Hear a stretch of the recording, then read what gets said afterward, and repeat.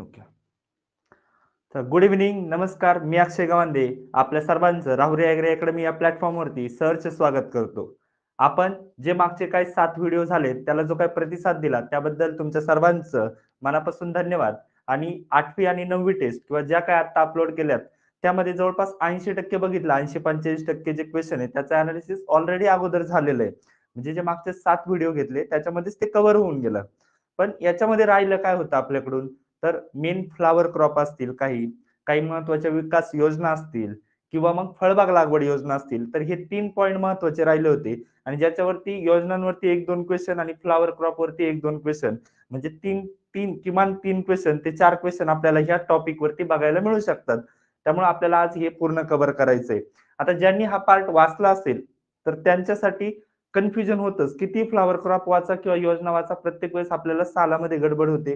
Year कोणतं आहे त्यावरून किंवा मग काढणी किती दिवसात करायची, किती टन उत्पादन मिळतं आणि असेच क्वेशन विचारलेत. किंवा ज्यांनी वाचलं नाही, त्यांचे पण बऱ्यापैकी 50% तरी क्वेशन या सेशनमधून कव्हर होतील. आता सगळ्यांच्या मनातला एक क्वेशन आहे, की ॲडमिट कार्ड कधी येतील? एक तर ॲडमिट कार्ड आय-बी-पी-एसचं खरं सांगायचं म्हटलं, तर आय-बी-पी-एस काय आपल्या जवळ नाही. त्यामुळे आम्ही पण असं काही फोन करून किंवा मेसेज करून विचारू शकत नाही. पण एक अंदाज, की 2 ते 3 दिवस आधी तरी ॲडमिट कार्ड आय-बी-पी-एसचं येतं. ओके. त्यामुळे मग आज यायला पाहिजे किंवा उद्या दुपारपर्यंत लईत लई किंवा मग 3, 4, 5 वाजेपर्यंत उद्या आपल्याला एक लेटर तरी पब्लिश होईल त्यांचं. एकतर ॲडमिट कार्डबद्दल किंवा जर काही दुसरं काही त्यांचं हेतू असेल किंवा काय असेल, तर त्यावेळेस तो क्लिअर करतील ते. पण आज यायलाच पाहिजे. आज लेक्चर चालू असताना येईल किंवा मग उद्या दुपारपर्यंत तरी यायला पाहिजे. ठीक आहे. ॲडमिट कार्डचा इश्यू क्लिअर? कारण ॲडमिट कार्डबद्दल बोललो नाही, तर परत पुढचं लक्षच लागायचं नाही तुमचं लेक्चरचं. पण आता सध्या ॲडमिट कार्ड येणारच आहे. पेपर त्यांनी 16 आणि 19 तारखेला सांगितलंय म्हणजे तो होणार. त्यामुळे आपल्याला आता काय करायचंय, की ॲडमिट कार्डबद्दल सारखा विचार न करता, ठीक आहे, थोडाफार विचार केला पाहिजे, पण लई खूप विचार न करता दिवसभर ॲडमिट कार्ड कधी येईल, कधी येईल, हा विचार न करता अभ्यासाकडे लक्ष द्या आणि आपला अभ्यास पूर्ण करा. ॲडमिट कार्ड आलं आणि परीक्षा झाली, तर आपलं नाव त्याच्यामध्ये दिसायला पाहिजे.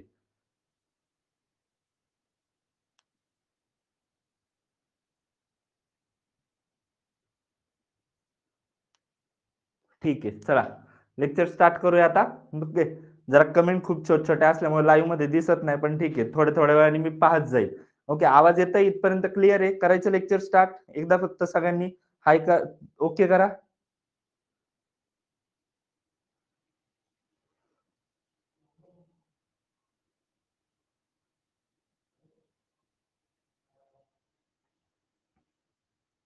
पटापट कमेंट करायचंय कारण आपलं लेक्चर पुढचे जे काही 1-1.5 तास आपण लेक्चर बघणार आहे, त्यामध्ये तुमचे मेन फ्लॉवर क्रॉपवरचे सगळे क्वेश्चन किंवा योजनांवरचे आणि फळबाग लागवडचे सगळे क्वेश्चन क्लिअर होणार आहेत किंवा एक रिव्हिजन होऊन जाईल पूर्ण ह्या सब्जेक्टला.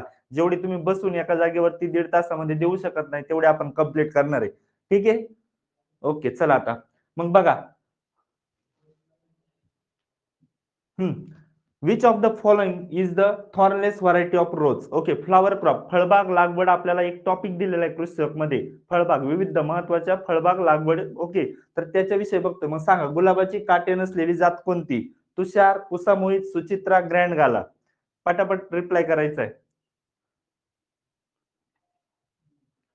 की पुसा मोहित, सुचित्रा आणि ग्रँड गाला हे तिन्ही मिळून.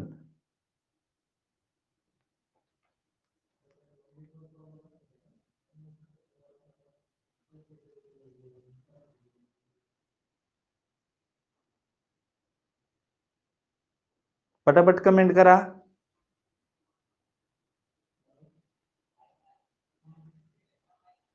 2-3. ओके. पुसा, मोहित आणि सुचित्रा या सगळ्यांनाच माहिती आहे. पण जर तुम्ही इन्स्टंट हॉर्टिकल्चर जो सोर्स म्हणून आपण वापरू शकतो.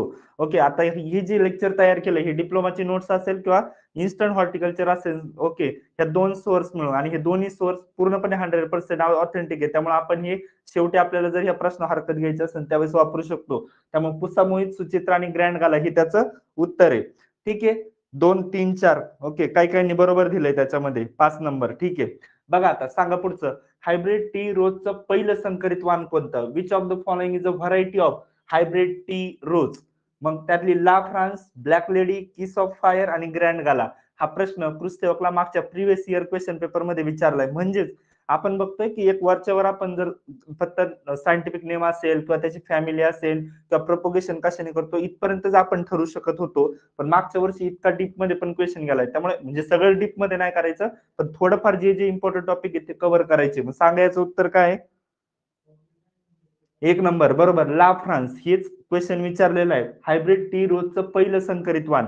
जरी ऍग्रीएमपीएस आपण सगळी जरी फ्लॉवर क्रॉप वाचून गेलो ना, तरी पेपरला गेल्यानंतर आपल्याला ध्यानात राहणार नाही एवढं. कारण तिथं आपल्याला सगळंच ध्यानात ठेवायचं, सगळंच उतरवायचंय. त्यामुळे इथे जरी ते एक दिसत असलं, पण हे पाठ करा, रिव्हिजन करायची, नाहीतर कसंही ध्यानात ठेवा. पण ला फ्रान्स ही व्हरायटी कशी हायब्रिड टी रोजची आहे आणि याचा क्रॉस काय hybrid perpetual into China tea rose. या दोघांच्या क्रॉस पासून हा हायब्रिड टी रोज बनवलेला आहे. Hybrid perpetual into China tea rose आणि याच्यापासून बनवलेली पहिली व्हरायटी कोणती? La France. Pulsing treatment is followed in rose for. सांगा याचं उत्तर काय आहे? पल्सिंग ट्रीटमेंट कशासाठी केली जाते गुलाबामध्ये किंवा सगळ्याच फुलांमध्ये पल्सिंग ट्रीटमेंट केली जाते?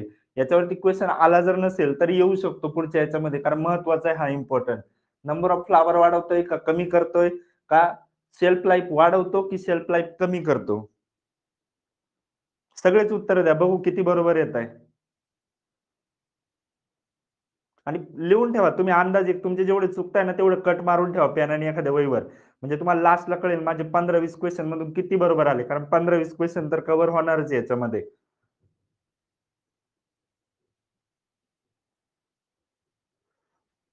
3 ओके बरोबर आहे. सेल्फ लाईफ इन्क्रीज करायला. आवाज येतोय का नीट?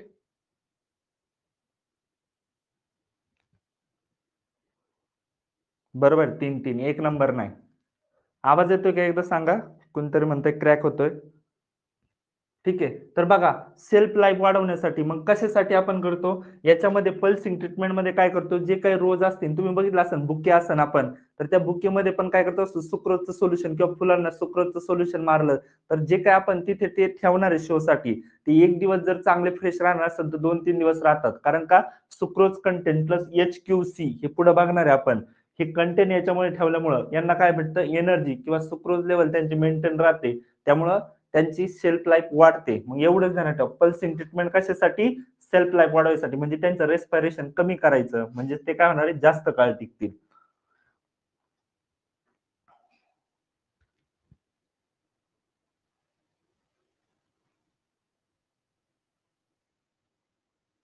हा पुढे बघा आता रोज. गुलाबाचं बॉटॅनिकल नेम काय? तर गुलाबाचं बॉटॅनिकल नेम रोजा स्पेसिस. मग याची फॅमिली त्याच्याच नावावर रोजवरून रोजेसी. ओरिजिन याचं इंडियाचं आहे. त्यानंतर नॉर्दर्न हेमिस्फिअर मध्ये महत्वाचं याचं ओरिजिन.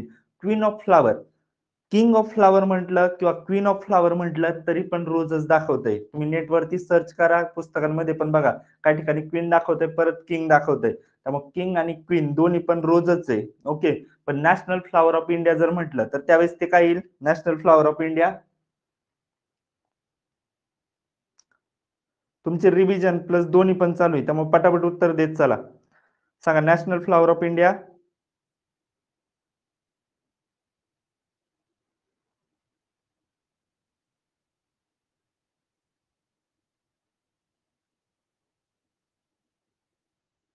लोटस बरोबर. भाजप पक्ष ध्यानात ठेवा. नॅशनल फ्लॉवर राष्ट्रीय पक्ष पण राष्ट्रीय फुल पण त्यांचंच. ठीक आहे. तर बघा आता पुढे queen of flower king of flower एवढा इम्पॉर्टन्स नाही का, प्रत्येक वेळेस तिथंच क्वेश्चन नाही विचारत, किंवा मी मागच्या जेवढ्या प्रिव्हियस बघितला किंग आणि क्वीन वर जास्त क्वेश्चन नसतात. ओके. जरी आलं तर किंग आणि क्वीन दोन्ही पण रोज दिलेलं आहे, तरी पण तुम्ही नेटवर स्वतः सर्च करा आणि एकदा कन्फर्म करून घ्या. ठीक आहे. तर बघा आता क्वीन ऑफ फ्लॉवर म्हटलं आपण रोजला, सिम्बॉल ऑफ ब्युटी असेल, ही कशासाठी? Convey message of love. Okay. प्रेमाचं प्रतीक मानलं जातं म्हणून आपण गुलाबच देतो. त्यानंतर बेस्ट टाइम फॉर प्लांटिंग काय याचा? End of September to October. हे प्लांटिंग टाइम ध्यानात ठेवा. याची जी काय लागवड आहे आपण ती कधी करतो? सप्टेंबर ते ऑक्टोबर मध्ये. आणि डिप्लोमाच्या बुक मध्ये जुलै ऑगस्ट दिलेलं आहे, पण याचा एक जर सार बघितला तर आपण एक सप्टेंबर ऑक्टोबर, कारण 2-3 बुक मध्ये बघितलं सप्टेंबर ऑक्टोबरच दिलेलं आहे. त्यामुळे सप्टेंबर ऑक्टोबर हा बेस्ट टाइम आहे प्लांटिंग साठी. स्पेसिंग बिटवीन हे नका ध्यानात ठेवू. कमर्शियल मेथड काय प्रोपोगेशनची? नाही नाही, शेवंती क्वीन ऑफ फ्लॉवर नाहीये. हा बरोबर आहे. Rose born in June is called queen of flower, आणि परत वरती त्याच्याच वरती दिलेलं आहे किंग ऑफ फ्लॉवर रोज. त्यामुळे दोन्ही पण तेच दाखवतंय. ठीक आहे, जिथपर्यंत क्लिअर करतोय तिथपर्यंत होईल. ओके, जर माझ्याकडून एखादं राहिलं तर तेवढं फक्त सर्च करून फिक्स करून घ्या एकदा. ओके, एखादा क्वेश्चन होऊ शकतं.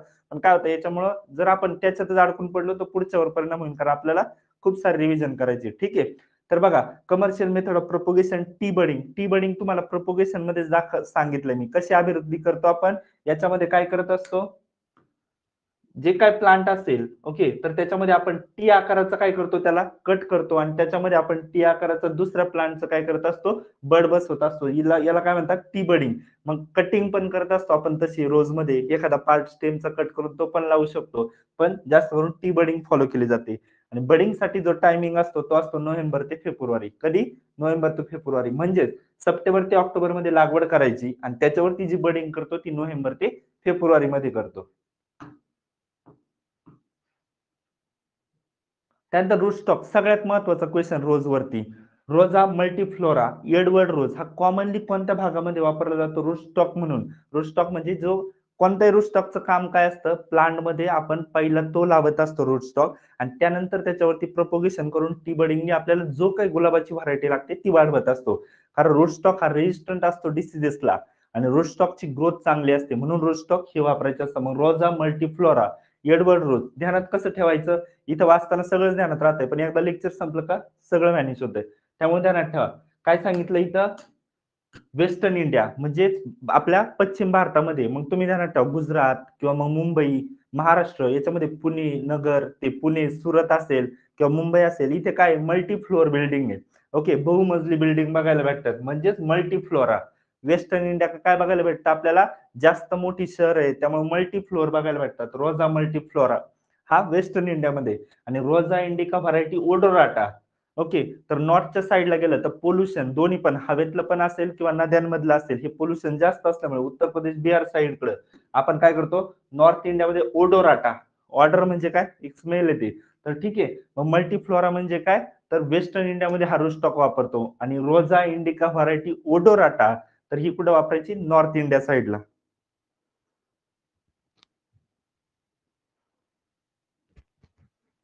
ठीक आहे, टी बडिंग बरोबर आहे ना.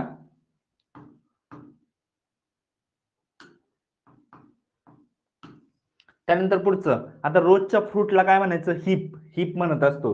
ते ब्लॅक कलरचं असतं आणि बेरी टाईप गुड सोर्स काय, हा व्हिटॅमिन सीचा आहे. ओके, रोजचं जे फ्रूट असतं त्याला हिप म्हणतात. रोजचं सीड जे असतं त्याला ऍक्ने म्हणतात. ओके, ऍकेन्स. रोजच्या फ्रूटला हिप म्हणायचं आणि रोजच्या सीडला ऍकेन्स. त्यानंतर रोजचे सीड पण भेटतात, ध्यानात ठेवा. त्यानंतर बीके रॉय चौधरी हा पहिला इंडियन रोज ब्रिडर आहे, ज्यांनी काय केलं होतं, व्हरायटी एस डी मुखर्जी पहिली तयार केली. कुणी, बीके रॉय चौधरीने. दुसरा होता बीएस भट्टाचार्यजी, जो father of rose breeding. Okay, BS Bhattacharyaji, ज्याला फादर ऑफ रोज ब्रीडिंग म्हटलं जातं, जा सेकंड ब्रीडर होता ज्याने रामकृष्ण देव व्हरायटी काढली. ओके, भट्टाचार्यजींनी जो second rose breeder, father of rose breeding म्हटलं जातं, ज्याने रामकृष्ण देव ही व्हरायटी काढली. आणि डॉक्टर बी पी पाल, ज्यांनी इव्हॉल्व केली होती पहिली रोजची व्हरायटी, त्याचं नाव काय होतं, रोज शरबत. ओके, हे सायंटिस्ट नाही एवढे महत्वाचे आपल्याला त्याच्यामध्ये. आपल्यासाठी प्रोपोगेशन, प्लांटिंग, हार्वेस्टिंग किती दिवसांनी करायचं आणि टेम्परेचर, या चार गोष्टी गुलाबामध्ये महत्वाच्या आहे. आणि एक त्याच्या व्हरायटी कोणत्या आहे. ठीक आहे, तर बघा आता, प्रिझर्वेटिव्ह सोल्युशन मी सांगितलं होतं. पल्सिंग कशासाठी करतो आपण, सेल्फ लाईफ वाढवण्यासाठी.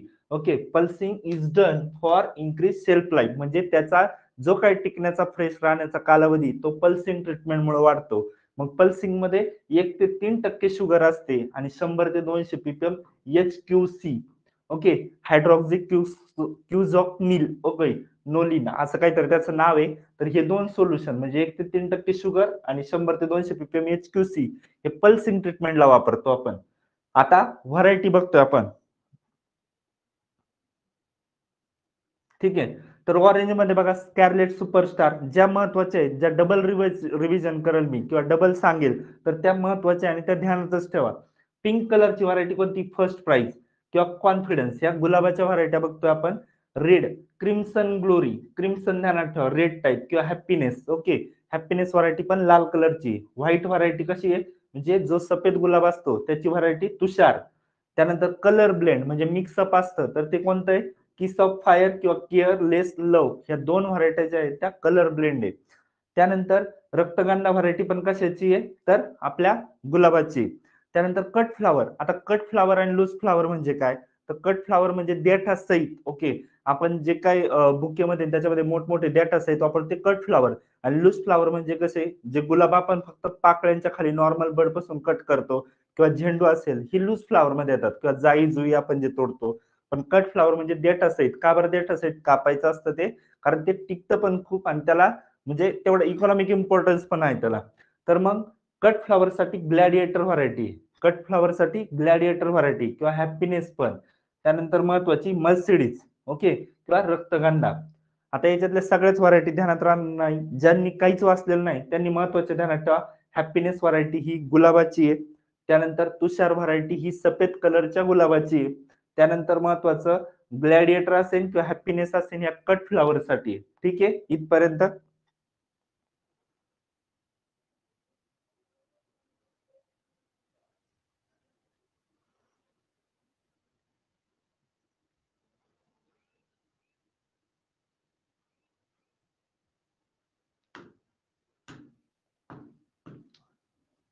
तुमच्या कमेंट बघतोय मी सगळ्या, पण ह्या जास्त करून मी शेवटला वाचल कारण आता सध्या आपलं लेक्चर कव्हर करणं आहे पूर्ण जे काही महत्वाचं आहे.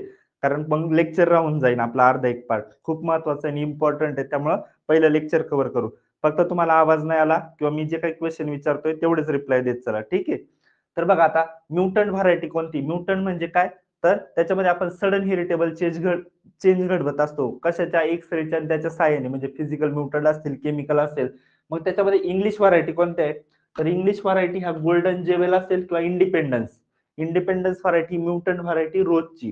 त्यानंतर इंडियन व्हरायटी कोणत्या आहे? आभिसारखा. सगळ्यात महत्वाचे या 3 ध्यानात ठेवा.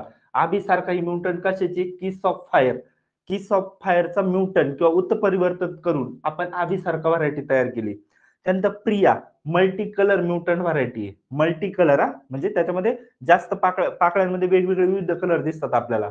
किंवा पुसा मोहित सगळ्यात महत्वाची ही व्हरायटी पाठच ठेवा. पुसा मोहित ही थॉर्नलेस म्यू व्हरायटी आहे आयआरआयने डेव्हलप केलेली. कोणी डेव्हलप केलेली आहे? आयआरआयने. तोपर्यंत सांगा बरं आयआरआयची स्थापना कधी झाली? पुसा मोहित ही कशाची आहे? थॉर्नलेस व्हरायटी आहे. ही सगळ्यात महत्वाचं ध्यानात ठेवा आणि ती म्युटंट व्हरायटी आहे. त्यानंतर पुढचं आता ग्रीन हाऊस कंडिशन. डे टेम्परेचरला 25 डिग्री सेल्सिअस एवढं तापमान लागतं. दिवसाला 25 डिग्री. तुम्ही म्हणसाल सर काय सांगताय तुम्ही? प्रत्येक क्रॉपला तेच सांगताय. हे टेम्परेचर दिवसा रात्रीचं ते असतंय. एवढा CO2 लागतो. पण याच्यावरतीच क्वेश्चन येतात कारण मागच्या वर्षी कृषी सेवकला हा क्वेश्चन येऊन गेलाय. नाईट टेम्परेचर किती लागतं? तर 16 डिग्री सेल्सिअस. म्हणजेच दिवसाला 25 डिग्री हरितगृहामध्ये गुलाबासाठी आणि रात्रीला 16 डिग्री सेल्सिअस एवढं टेम्परेचर ठेवणं गरजेचं आहे. आणि CO2 कॉन्सन्ट्रेशन जर म्हटलं तर गुलाबाची जात आणि हंगामानुसार ते चेंज होतं. त्यामुळं त्याचं प्रमाण हे 500 ते 3000. ओके. डिप्लोमाच्या पुस्तकामध्ये जे दाखवले ते 500 ते 3000 पीपीएम आणि आपल्याकडे जे पुस्तक आहे त्याच्यामध्ये 900 ते 1200 पीपीएम. 900 ते 1200 पीपीएम एवढं नियंत्रण ठेवायचं आपल्याला. CO2 कॉन्सन्ट्रेशनवरच मेन हरितगृहामध्ये जो काही एक्स फॅक्टर ठरतो उत्पादनामध्ये तर तो असतो आपला CO2 कॉन्सन्ट्रेशन. ओके. आणि तो किती पाहिजे? 500 ते 3000 ही रेंज दिली असेल तर खूप मोठी रेंज असेल तर 500 ते 3000. पण डी स्पेसिफिक विचारलं तर 900 ते 1200 पीपीएम एवढा CO2 ठेवणं गरजेचं आहे. त्यानंतर पुढचं आता व्हरायटी कोणती? ग्रँड गाला. थॉर्नलेस व्हरायटी आहे. First red. ओके. आता हे बाई तुम्हाला मागाशी पण सांगितलं होतं ग्रँड गाला कशाची व्हरायटी आहे? थॉर्नलेस व्हरायटी म्हणजे काट्या नसलेल्या गुलाबाची जात आहे. फर्स्ट रेड ग्रीन हाऊस मध्ये मोस्टली ग्रोन करतो आपण. ग्रीन हाऊस मध्ये किंवा हरितगृहामध्ये सगळ्यात जास्त लावली जाणारी व्हरायटी कोणती? First red. Okay. First red कारण पहिलं लाल गुलाबाचं उत्पादन घेऊ परवडलं तर मग नंतर दुसरं लावू असं ध्यानात ठेवा. त्यामुळे ग्रीन हाऊस मध्ये पहिला ट्राय करताना काय करायचं? पहिली लाल व्हरायटी लावायची. First red.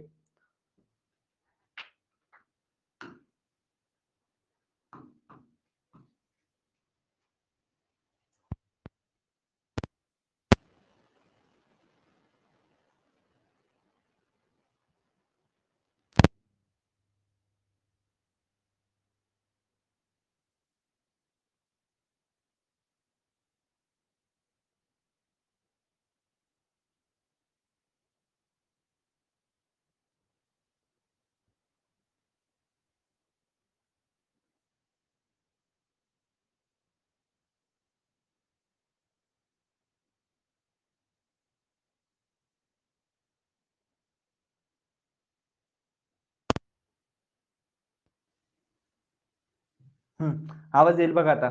त्यानंतर तुम्ही जे उत्तर दिले IRIचे 1905 साली बरोबर आहे. 1936 ला ते ट्रान्सफर झाली होती. अर्थक्वेक आल्यामुळे परत नवी दिल्लीला ट्रान्सफर झालेली आहे. ठीक आहे. त्यामुळे 1905 स्थापना IRIची बरोबर. बघा आता पुढचं. त्यानंतर म्युटंट व्हरायटी झाल्या आपल्या सगळ्या. पुसामुळीत ध्यानात ठेवा. थॉर्नलेस व्हरायटी आहे. त्यानंतर टेम्परेचर दिवसा 25 रात्री 16 आणि ग्रँड गाला थॉर्नलेस व्हरायटी. परत आपण एकदा क्रॉप झाल्यानंतर रिव्हिजन घेणार आहे. Most of the variety take about 60 ते 70 day of blooming after planting. सगळ्यात महत्वाचा प्रश्न खूप वेळा विचारला जातो की प्लांटिंग प्रुनिंग केल्यानंतर छाटणी केल्यानंतर किती दिवसामध्ये गुलाबाची फुलं उमलतात, तर ती 60 ते 70 दिवसामध्ये. मग western part of India September October मध्ये प्रुनिंग करतो. ठीक आहे. थॉर्नलेस व्हरायटी सुचित्रा. ओके. 8 वर्ष कमर्शियल लाईफ आहे, म्हणजे एकदा गुलाब लावल्यानंतर 8 वर्षापर्यंत आपलं काय होतं, उत्पादन चालू असतं. त्यानंतर जे ब्ल्यू पिगमेंटेशन दिसतं रोज मध्ये जे काय ब्ल्यू ब्ल्यू पिगमेंटेशन कलर येतो, तो कोणत्या कंटेंटमुळे तो डेल्फा 9. ओके. डेल्फा 9 मराठीत जरी बघितलं तरी आपल्याला डेल्फा 9च बघायला भेटणार, फक्त निळा कलर होईल ब्ल्यूच्या ऐवजी, एवढंच. गुलकंद सगळ्यात महत्वाचा क्वेश्चन. गुलकंद ध्यानात ठेवा. गुलकंद इज प्रिपेअर्ड बाय मिक्सिंग पेटल अँड शुगर, म्हणजे पाकळ्या आणि साखर हे किती प्रमाण असलं पाहिजे, तर ते 1:1 एवढं प्रमाण असलं पाहिजे. पेटल आणि शुगरचं प्रमाण किती ठेवायचं, 1:1. आणि EFOच्या मागच्या प्रिव्हियस इयर जे क्वेश्चन बघितले तुम्ही बँकेला जी मेन्स EFO साठी, तर त्याच्यामध्ये हा प्रश्न विचारून झालाय की गुलकंद बनवताना पेटल आणि शुगर मध्ये साखरेचं आणि पाकळ्यांचं प्रमाण किती असलं पाहिजे, ते 1:1 रेशो. त्यामुळे हा प्रश्न येऊ शकतो, ध्यानात ठेवा. त्यानंतर पुढचं flowering in hybrid T roses. ठीक आहे, काही गरज नाही. लागवडीनंतर 6 महिन्यांनी जेव्हा आपण एखाद्या गुलाबाची लागवड करतो जातीची, त्यानंतर 6 महिन्यांनी ती फुले काढणीस येतात. किती, 6 महिन्यांनी. सगळ्यात महत्वाचं ध्यानात ठेवा, जिथं जिथं गोल करतोय ते सगळ्यात इम्पॉर्टंट ऑब्जेक्टिव्ह आहे. आणि रोज वरती तेवढेच. आता शेवटची स्लाइड वाटतं एवढ्यामध्ये तुमचे जे काही 15 ठिकाणी 10-15 ठिकाणी केलं असेल तीच इम्पॉर्टंट ऑब्जेक्टिव्ह आहे. 6 महिन्यांनी फुले काढणीस येऊन प्रति चौरस मीटर 190 ते 230 फुले मिळतात. आणि मग जर याचं प्रोडक्शन कृषी प्रिव्हियस इयर जर बघितलं तर त्याच्यामध्ये सगळ्यात जास्त उत्पादन टन मध्ये विचारले किती मिळतं. त्यामुळे याचं कन्व्हर्जन केलं तर 4 ते 5 टन प्रति हेक्टर किंवा 10 लाख प्रति हेक्टर एवढी फुलं मिळतात.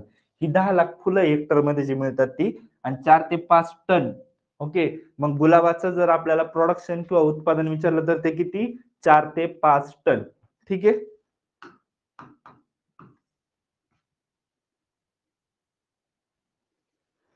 झाला, कव्हर झाला आपला इथपर्यंत. ओके. गुलाब कव्हर झाला. समजला का सांगा एकदा मला.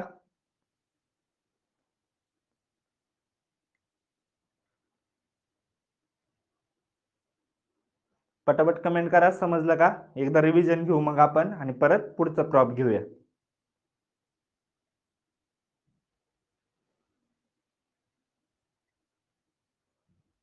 ठीक आहे, चला. बघा, रोज स्पेसिस बघितलं. Origin India, queen of flower, king of flower. End of September to ऑक्टोबरला प्लांटिंग करत असतो आपण त्याची. त्याच्यानंतर त्याचा बडिंग टाइम, ओके, जे काय आपण टी बर्ड त्याच्यामध्ये बसवत असतो तो नोव्हेंबर टू फेब्रुवारी. आणि प्रोपोगेशन मेथड कोणती, टी बडिंग. रूट स्टॉक बघितलं. वेस्टर्न इंडियामध्ये कोणता, मल्टी फ्लोअर, कारण बहुमजली इमारती आपल्याकडे, त्यामुळं मल्टी फ्लोअर वापरतो आपण. आणि ओडोराटा, कारण इकडे वरच्या साईडला जास्त प्रदूषण आहे, वायू आणि दोन्ही पण नद्यांमधलं, त्यामुळे तिकडे कोणती, ओडोराटा. त्यानंतर रोजच्या फ्रूटला म्हणायचं हिप आणि रोजच्या सीडला म्हणायचं ऍक्ने. त्यानंतर भट्टाचार्य जी आहे त्यांनी रामकृष्ण देव ही व्हरायटी शोधून काढलेली आहे आणि फादर ऑफ रोज ब्रीडिंग. त्यानंतर बीपी पाल विचारलं जाईल, डॉक्टर बीपी पाल हे कशाच्या रिलेटेड, तर ते रोजच्या ब्रीडिंगच्या रिलेटेड पण त्यांनी व्हरायटी शोधून काढलेली. आता पल्सिंग ट्रीटमेंट करतो, 1 ते 3% शुगर सोल्युशन वापरतो आणि सेल्फ लाईफ वाढवतो. त्यानंतर तुषार ही व्हाईट कलरच्या गुलाबाची व्हरायटी आहे. त्यानंतर महत्वाचं म्युटंट व्हरायटी जर म्हटलं तर अभिसारखा ही किस ऑफ फायरची म्युटंट व्हरायटी आहे. त्यानंतर प्रिया ही मल्टी कलर व्हरायटी आहे. आणि आपली पुसा मोहित सगळ्यात महत्वाची व्हरायटी थॉर्नलेस व्हरायटी आयर्न डेव्हलप केलेली. त्यानंतर दिवसा 25 डिग्री, रात्री 16 डिग्री. आणि पीपीएम ची रेंज बघितली कॉन्सन्ट्रेशनची CO2 ची, तर ती किती आपली 500 ते 3000 आणि स्पेसिफिक 900 ते 1200. ग्रँड गाला ही थॉर्नलेस व्हरायटी आहे. आणि फर्स्ट रेड पहिली कोणती, लाल कलरचीच व्हरायटी लावायची ग्रीन हाऊस मध्ये. त्यानंतर पुढचं जी काय प्रुनिंग करतो आपण, छाटणी केल्यानंतर 60 ते 70 दिवसामध्ये फुलं येतात. सुचित्रा पण काटे नसलेल्याच गुलाबाची व्हरायटी आहे. त्यानंतर डेल्फिनिन, ब्ल्यू पिगमेंटेशन जे गुलाबामध्ये होतं ते डेल्फिनिन मुळे होतं. आणि गुलकंद जो आहे तर तो कसा मिक्स करायचा आहे, प्रमाण कसं आहे, पेटल, पाकळी आणि साखर याचं 1:1 प्रमाण आहे. आणि जे काय फुलं तोडणीला येतात लागवडीपासून ती 6 महिन्यांनी येत असतात आणि उत्पादन 4 ते 5 टन प्रति हेक्टर. ठीक आहे. पुढचा question, Priyadarshini, happy end, friendship किंवा सुचित्रा ह्या व्हरायट्या कशाच्या आहेत? Priyadarshini, happy end, friendship, Suchitra ह्या कोणत्या पिकाच्या जाती सांगा?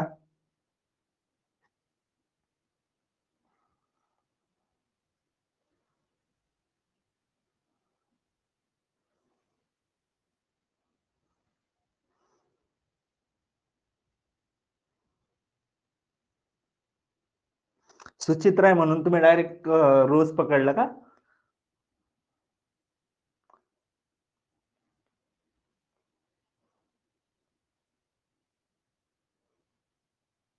एक तीन, एक तीन. नक्की सांगा कशाची आहे? ग्लॅडिओलसची व्हरायटी आहे. कारण तुम्ही फक्त सगळ्यांनी सुचित्रा बघितलं, ठीक आहे. पण फ्रेंडशिप, प्रियदर्शिनी ह्या व्हरायटी होत्या का तिकडे? तर नाही. ओके. त्यामुळे ध्यानात ठेवा ही ग्लॅडिओलसची व्हरायटी. सुचित्रा ही कॉमन आहे. तिकडे पण आहे रोजची आणि ग्लॅडिओलसची पण आहे. ठीक आहे. तर मग ग्लॅडिओलस प्रोपगेशन इज डन फ्रॉम. ठीक आहे. ग्लॅडिओलस बऱ्यापैकी जणांनी बरोबर उत्तर दिलेलं आहे. काही जण सोडले तर ठीक आहे. पण तुम्ही ट्राय करताय हे महत्वाचं आहे. आज जर ट्राय नाही केला तर आपल्याला परत पुढच्या वेळेस द्यावे लागेल. त्यामुळे ठीक आहे. चुकू द्या काय प्रॉब्लेम नाही. आज क्लिअरच करून जायचं इथून जे काय होईल तेवढं. ठीक आहे. तर सांगा ग्लॅडिओलस प्रोपगेशन इज डन फ्रॉम. ग्लॅडिओलसची अभिवृद्धी कोणत्या अवयवापासून केली जाते? Runner, close, set, corm. आणि हा क्वेश्चन आयबीपीएसच्या एफ ला पण विचारलेला आहे. ठीक आहे. बरोबर. सगळ्यांनी बरोबर सांगितलं आता. एक दोन जण सोडलेत बरोबर. ठीक आहे. गुड. चांगला अभ्यास आहे तुमचा. कारण हे क्वेश्चन दिसतात तेवढे सोपे नाहीये. कारण फ्लॉवर क्रॉप वरती सगळं मिक्स फ्युजन होतं. कारण हे क्रॉप मराठीत जर यांचं ग्लॅडिओलसला काय म्हणतात किंवा कार्नेशनला काय म्हणतात काहीच माहितीच येत नाही. त्यामुळे आपल्याला जसं आहे तसं समजून घेणं, पाठ करणं थोडंफार एवढ्याच गोष्टी. तर कॉर्न पासून करत असतो मग ठीक आहे. आता बघा बॉटॅनिकल नेम काय ग्लॅडिओलसचं? ग्लॅडिओलस ग्रँडिफ्लोरा. ओके. ग्रँडिफ्लोरा सायंटिफिक नेम ध्यानात ठेवा कारण सायंटिफिक नेमवरून क्रॉप कोणतं ही पण विचारलेलं आहे आणि हाच सगळ्यात वरचा क्वेश्चन आहे. त्यामुळे ग्लॅडिओलस ग्रँडिफ्लोरा हे कशाचं नाव आहे? तर ग्लॅडिओलसचं. इरिडेसी फॅमिली याची. ग्लॅडिओलसची इरिडेसी. ओरिजिन कोणतं आहे? आफ्रिका किंवा आशिया मायनर. ओके. पण ही टेट्राप्लॉइड आहे. एवढं डीप मध्ये गरज जायची नाही आपल्याला. आफ्रिका किंवा Asia Minor. Optimum temperature for growth 16 ते 30 डिग्री. टेम्परेचर किती पाहिजे? 16 ते 30 डिग्री. त्यानंतर ओपन सनी सिच्युएशन लागते. जेवढा दिवसाची लेंथ जास्त तेवढी स्पाइक क्वालिटी म्हणजे वरचा जो तुरा निघणार आहे इथे ओके ज्याला फुलं येतात तर तो काय असणार आहे तेवढा मोठा पडणार आहे. त्यामुळं जेवढा दिवस जास्त तेवढी स्पाइक क्वालिटी चांगली. Planting time July to December. जुलै पासून डिसेंबर पर्यंत लागवड करू शकतो. 7 महिन्याचा क्रॉप आहे. Healing healing operation. आता हिलिंग ऑपरेशन ऍग्रीएमपीसीला येऊन गेलेला क्वेश्चन आहे. हिलिंग ऑपरेशन इम्पॉर्टंट कशामध्ये? तर ते महत्वाचे ग्लॅडिओलस मध्ये. मग हिलिंग मध्ये काय करतो आपण? अर्थिंग अप बघितले तुम्ही ऊसामध्ये बटाट्यामध्ये आपण बांधणी करतो. ठीक आहे. तसंच हिलिंग ऑपरेशन काय? इथली माती मोकळी करायची शेजारची त्या प्लांटच्या जवळची आणि ती परत मिक्स करून काय करायचे किंवा मोकळी करून परत भर लावायची त्याला म्हणतात हिलिंग. ओके. हिलिंग ऑपरेशन कशामध्ये केलं जातं? ग्लॅडिओलस मध्ये. आणि इम्पॉर्टंट ऑपरेशन हे ध्यानात ठेवा हिलिंग.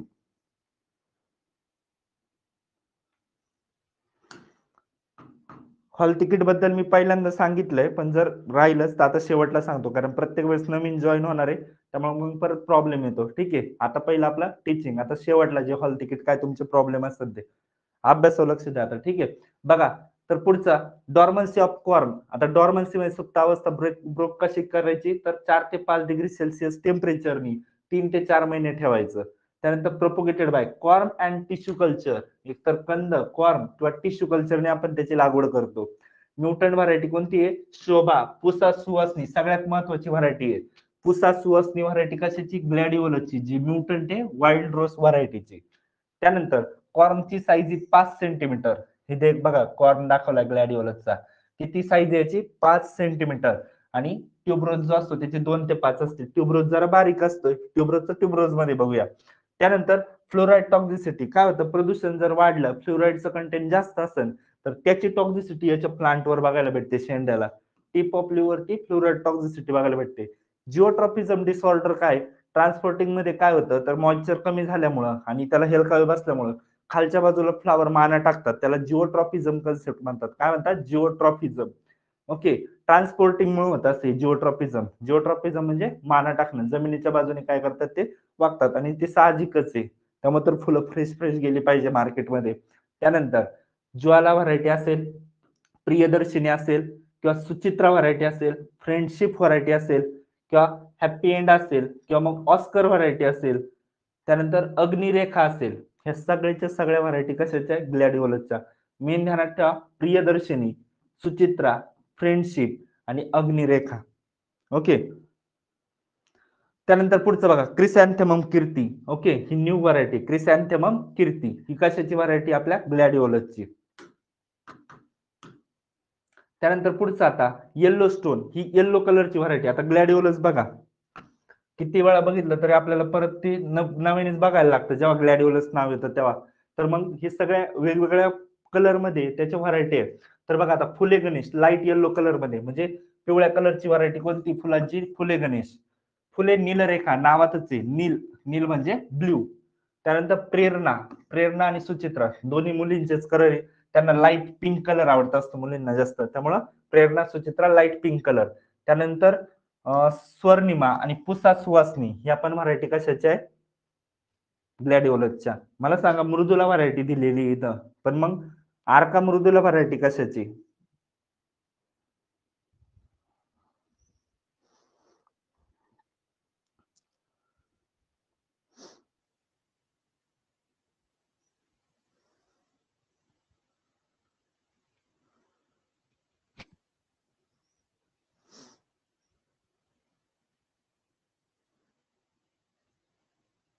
बरोबर, ठीक आहे. आर्का मृदुला ही पेरूची व्हरायटी आहे. नुसती मृदुला जर म्हटलं तर त्यावेळेस ती डाळिंबाची येते. हे ध्यानात ठेवा. तुम्हाला पहिल्या याच्यात पण मी कव्हर केलंय पहिल्या टेस्ट सिरीज मध्ये. आर्का मृदुला गव्हाची आणि मृदुला फक्त आपल्या डाळिंबाची. पण इकडे पण मृदुला आहे, पण ही एवढी महत्वाची नाही आपल्यासाठी. ध्यानात ठेवा, फुले गणेश येलो कलर, फुले नीलरेखा ब्ल्यू कलर, फुले प्रेरणा सुचित्रा लाईट पिंक कलर आणि स्वर्णिमा पुसा सुवासनी. पुसा सुवासनी काय आहे, म्युटंट आहे. ओके, ग्लॅडिओलसची. ठीक आहे, इथपर्यंत क्लिअर. चला पुढे आता नेक्स्ट, कार्नेशन. तर याच्या अगोदर एकदा रिव्हिजन फक्त बघूया. ग्लॅडिओलस, ग्लॅडिओलस scientific name ग्लॅडिओलस ग्रँडिफ्लोरा, family Iridaceae, Africa आणि आशिया मायनर हे याचं ओरिजिन आहे. त्यानंतर ऑप्टिमम टेम्परेचर आहे 16 ते 30 डिग्री सेल्सिअस. प्लांटिंग टाइम जुलै ते डिसेंबर, 7 महिन्याचं हे क्रॉप आहे. आणि हिलिंग सगळ्यात महत्वाचं, हिलिंग ऑपरेशन कशात करतात तर ग्लॅडिओलस मध्ये. त्यानंतर प्रपोगेशन हा प्रश्न विचारला जाऊ शकतो कॉर्न किंवा टिश्यू कल्चर पासून. याची म्युटंट व्हरायटी आहे पुसा सुवासनी, जी म्युटंट आहे वाईल्ड रोज व्हरायटीची. कॉर्न साईज 5 सेंटीमीटरचा असला पाहिजे. जिओट्रॉपिझम जी डिसऑर्डर जी भेटते तर ती ट्रान्सपोर्टिंग मुळे होत असते. ट्रान्सपोर्ट मध्ये आपल्याला ही कंडिशन बघायला भेटते. प्रियदर्शिनी असेल, फ्रेंडशिप असेल, सुचित्रा असेल किंवा मग हॅपी एंड असेल, अग्निरेखा असेल, ह्या सगळ्या व्हरायटी कशाच्या ग्लॅडिओलसच्या. ठीक आहे, इथपर्यंत क्लिअर. आता कार्नेशन.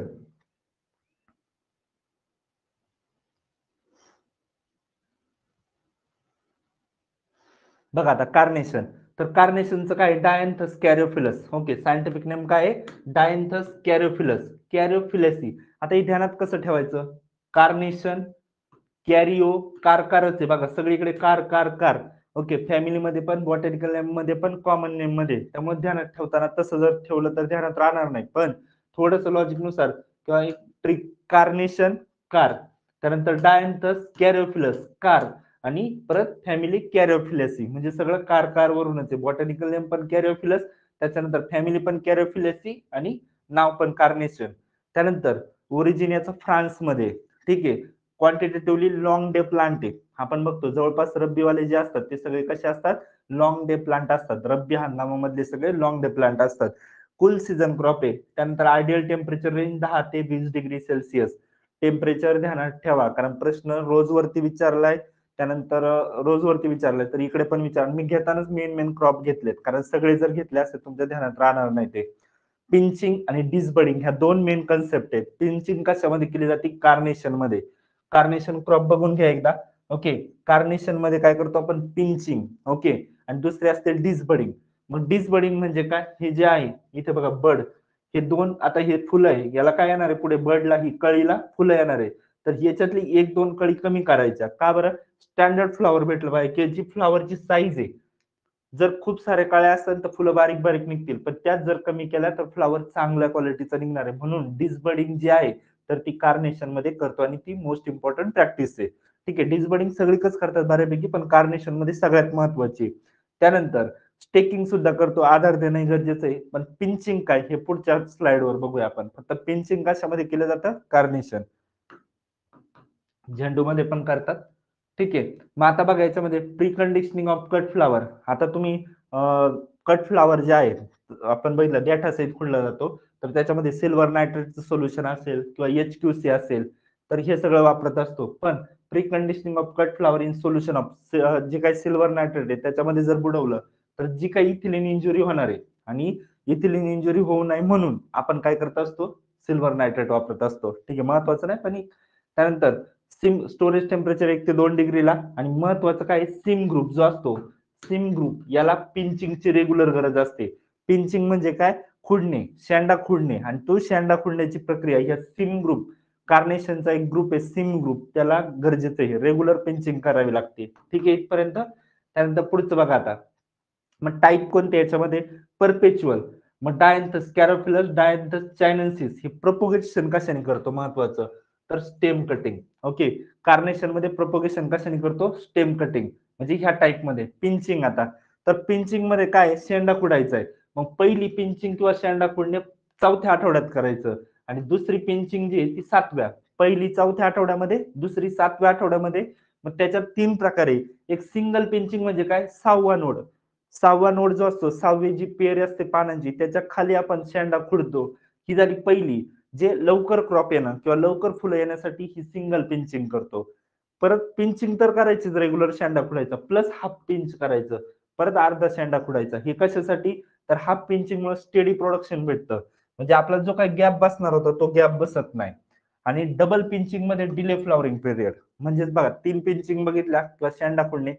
पहिला सिंगल जर पिंचिंग केली तर आपल्याला लवकर क्रॉप येतं काढणीसाठी किंवा हार्वेस्टिंगला. त्यानंतर एक पिंचिंग आणि त्याच्यात परत हाफ केली तर मग आपलं जे काही प्रोडक्शन आहे ते कंटिन्यू विदाऊट गॅप चालू राहतं.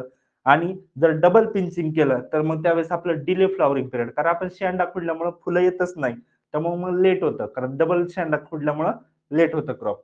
आता हार्वेस्टिंग स्टँडर्ड 2 to 3 पेटल अनफर्ल. ओके, तर बँकेमध्ये सगळ्यात जास्त IBPS AFO ला याच्यावरतीच हार्वेस्टिंग स्टँडर्ड काय, तर ते याच्यावरती क्वेश्चन विचारला जातो. ग्लॅडिओलस, कार्नेशन किंवा जर्बेरा असेल याचं स्टँडर्ड काय? म्हणजे कधी म्हणायचं की हार्वेस्टिंगला आलंय हे फुल, तर 2 ते 3 पाकळ्या जेव्हा ओपन होणार आहे, अनफर्ल 2 ते 3 पाकळ्या जेव्हा कार्नेशनच्या ओपन होतात त्यावेळेस आपण त्याच्यामध्ये काय करतो? हार्वेस्टिंग करतो. सगळ्यात महत्वाचं बीट. आणि फुलांची काढणी 2 ते 3 पाकळ्या उमलल्यानंतर केली जाते. बरोबर. पुढचा पिंचिंग इन कार्नेशन नॉर्मली कधी करायचं? 6 ते 6व्या पेअरला. आपण आताच बघितलं 6व्या ते 7व्या पानांची जी काही पेअर असणार आहे, तर ह्या पेअरच्या वेळेस आपण म्हणजे खालून 6वी ते 7वी पेअरच्या वेळेस आपण पिंचिंग करतो. ठीक आहे. त्यानंतर कॅलिक्स स्प्लिटिंग ऑफ कार्नेशन, जे काही कॅलिक्स मध्ये स्प्लिटिंग होतं कार्नेशन मध्ये, तर ते जेनेटिक, न्यूट्रिशनल किंवा एन्व्हायरमेंटल फॅक्टर मुळे होतं. सगळेच फॅक्टर जेनेटिक आहे, न्यूट्रिशनल पण आहे आणि एन्व्हायरमेंटल पण आहे. त्यानंतर आफ्टर प्लांटिंग कार्नेशनला 110 ते 120 दिवस लागतात. कशासाठी? फ्लॉवरिंग, म्हणजे फ्लॉवरिंग येण्यासाठी किंवा हार्वेस्टिंगसाठी. लागवडीनंतर 110 ते 120 दिवस, 110 ते 120 दिवस. आणि हा प्रश्न पण प्रिव्हियस इयर मध्ये येऊन गेलाय. ओके, तर ध्यानात ठेवा 110 ते 120 दिवस किंवा 18 ते 20 आठवडे एवढा टाइम लागतो पिंचिंग मध्ये.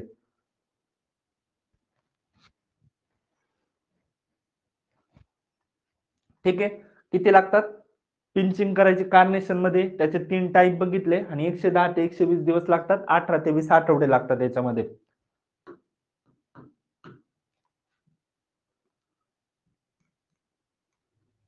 बघ कार्नेशन मध्ये काय बघितलं आपण?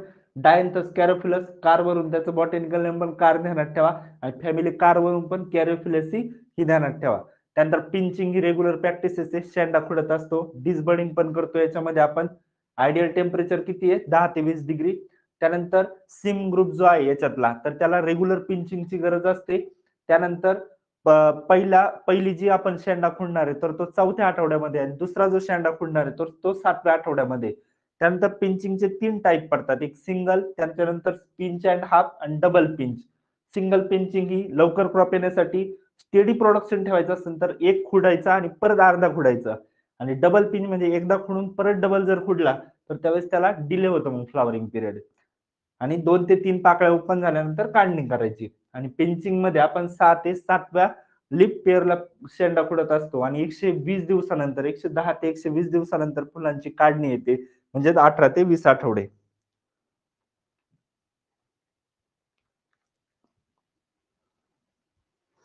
ठीक आहे. शेवंती या फुलझाडाचं शेती उत्पादन किती टन मिळतं? हा प्रश्न मागच्या प्रिव्हियस इयरला येऊन गेलाय. याच्यामध्ये IBPS CFOला विचारलेले क्वेशन, आपल्या टेस्टला असलेले क्वेशन आणि कृषी क्वेशन हे तिन्ही मिक्स केलेले आणि त्याच्यावरून मग परत आपला एनालिसिस पण बनवलेलं आहे, जेवढं आपल्याला गरजेचं आहे सगळ्यात इम्पॉर्टंट. सांगा शेवंती या फुलझाडाचं उत्पादन किती मिळतं?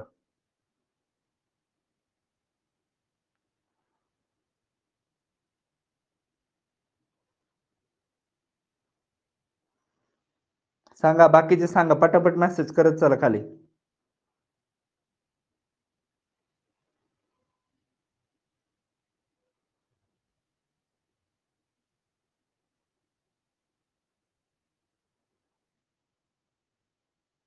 प्रॅक्टिस तर करा. चुकलं कोण बघायला येणार तुम्ही चुकलेत का नाही? त्यामुळे बिनधास्त टाइप करत चला. ठीक आहे. सांगा किती येतंय? 4, 4, 4. हां, इंग्लिशमध्ये पण चालू आहे. सांगा मग क्रिसॅन्थेममचं पर हेक्टरी उत्पादन किती मिळतं? ठीक आहे. एखादा अर्धा क्वेशन मराठीमध्ये राहिला असेल. क्रिसॅन्थेममचं पर हेक्टरी उत्पादन किती मिळतं सांगा? बाकी सगळं आपलं अॅनालिसिस इंग्लिशमध्येच आहे. पण मराठी थोडंफार जे बघताय त्यांना कळायला पाहिजे म्हणून आहे. ठीक आहे.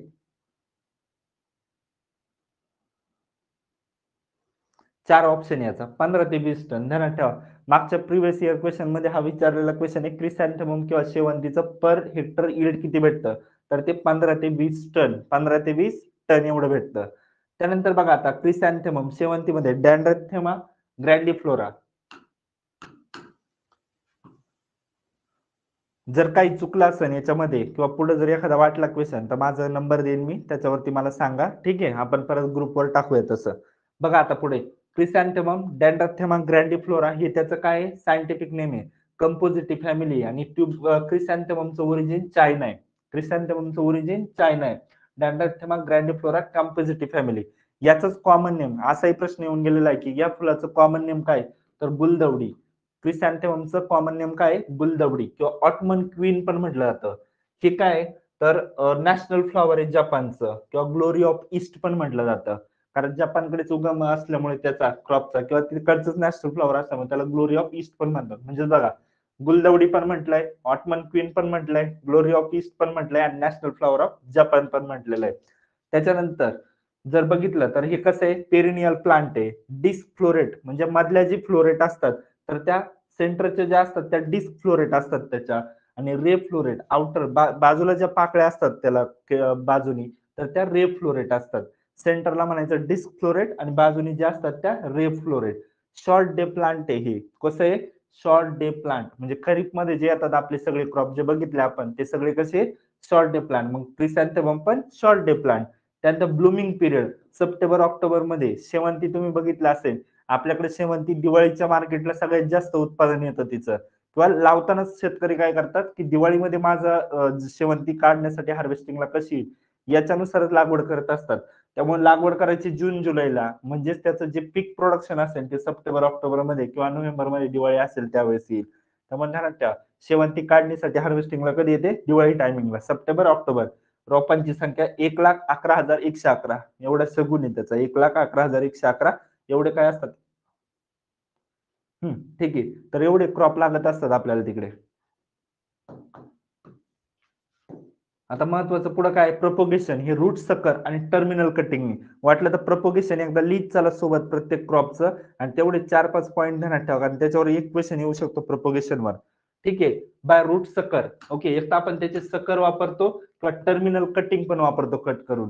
पिंचिंग. पिंचिंगचं काम काय? मग असं जर विचारलं पिंचिंग फ्लॉवर क्रॉप मध्ये कशासाठी करतात? तर encourage side branches for cut flower. Pinching म्हणजे काय? जो काय आपला वरचा जो काय लिप इथला पेरी कट करतो याच्यामुळे काय होतं खाली काय असतात फांद्या फुटतात बाजूने अशा म्हणजे साईड ब्रांचेस जास्त येतात. झेंडूमध्ये बघितलं असेल तुम्ही कळ्या फुटतात. कळ्या फुटल्यामुळे काय कळ्या पण आणि आपण शेंडा पण फुटतो. त्याच्यामुळे काय होतं साईड ब्रांचेस येतात. म्हणजे साईड ब्रांचेसला एनकरेज करायचं काम कोण करतं? पिंचिंग शेंडा खुडणे. आणि डिसबडिंग. डिसबडिंगचं काम काय? To encourage single crown branches for standard flower. तुम्हाला दोन्ही पिक्चर दाखवलेत मी. पिंचिंग मध्ये साईड ब्रांचेस येतात शेंडा कट केल्यामुळं, आणि डिसबडिंग मध्ये काय होतं, तर डिसबडिंग मध्ये वरची कळी खुडल्यामुळे बाजूच्या वरचं जे एक फ्लॉवर असणार आहे तर ते स्टँडर्ड किंवा क्वालिटी भेटतं. त्यानंतर युरिया अप्लाय करत नाही. ऑक्झिलरी शूट प्रोड्यूस बड. ओके, जे बाजूचे ऑक्झिलरी शूट टॉपचे असतात तर ते कोणतं पोर्शन तयार करतात, जे काय फांद्या तयार करतात त्याला क्राऊन बड, किंवा जे काय वरती कळ्या येणार आहे ऑक्झिलरी शूटला तर त्याला क्राऊन बड म्हणतात. ठीक आहे. लार्ज फ्लॉवर व्हरायटी, आता व्हरायटी ध्यानात ठेवा. सोनार बांगला, रेड वेस्ट फील्ड, क्रेस्टा. त्यानंतर पुढची सिटी ऑफ ड्रीम किंवा day dream. Day dream variety कशाची, किंवा स्वीट हार्ट किंवा ग्रीन सेन्सेशन किंवा इंदिरा. त्यानंतर महात्मा गांधी आणि कस्तुरबा गांधी. सगळ्यात महत्वाच्या, बाकीच्या नाही ध्यानात राहिल्या तरी चालेल, महात्मा गांधी, कस्तुरबा गांधी, इंदिरा आणि कीर्ती या 4 व्हरायटी ध्यानात ठेवा. ह्या कशाच्या आपण बघतोय, क्रिसॅन्थेमम, शेवंतीच्या. त्यानंतर मराठीमध्ये झिपरी राजा, पांढरी रेवडी, पिवळी रेवडी, सोनाली, तारा, इंदिरा किंवा सिलेक्शन 4 ह्या सारख्या व्हरायट्या कशाच्या, क्रिसॅन्थेममच्या. इंग्लिश मध्ये कोणत्या बघितलं आपण, स्वीट हार्ट, ग्रीन सेन्सेशन, सगळ्यात महत्वाची महात्मा गांधी, कस्तुरबा गांधी, ह्या 2 व्हरायट्या, आणि इंदिरा. ओके, हा प्रश्न विचारला जाऊ शकतो. महात्मा गांधी, इंदिरा गांधी, महात्मा गांधी, कस्तुरबा गांधी किंवा इंदिरा, ह्या 3 व्हरायट्या ज्या आहे इम्पॉर्टंट, तर त्या कोणत्या पिकाच्या आहे, किंवा मग तारा असेल किंवा सिलेक्शन 4 असेल तर हे सगळ्या कशाच्या, क्रिसॅन्थेममच्या.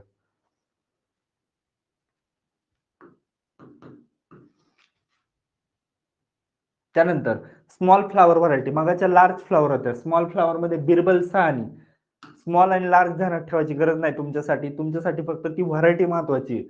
बिरबल सहानी.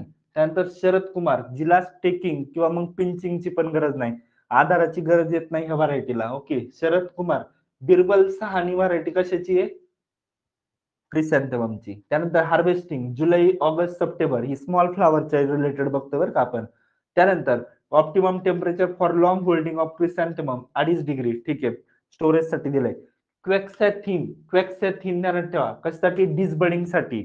ओके, म्हणजे जे काय आपण बड रिमूव्ह करत होतो तर ते न करता केमिकल कोणतं वापरायचे क्रिसॅन्थेमम मध्ये, क्वेक्सॅथिन. त्यानंतर गॅबल टाईप ग्रीन हाऊस बघतो आपण. तुम्हाला ग्रीन हाऊसची मी काही 2 फोटो ग्रुप वरती शेअर केले होते.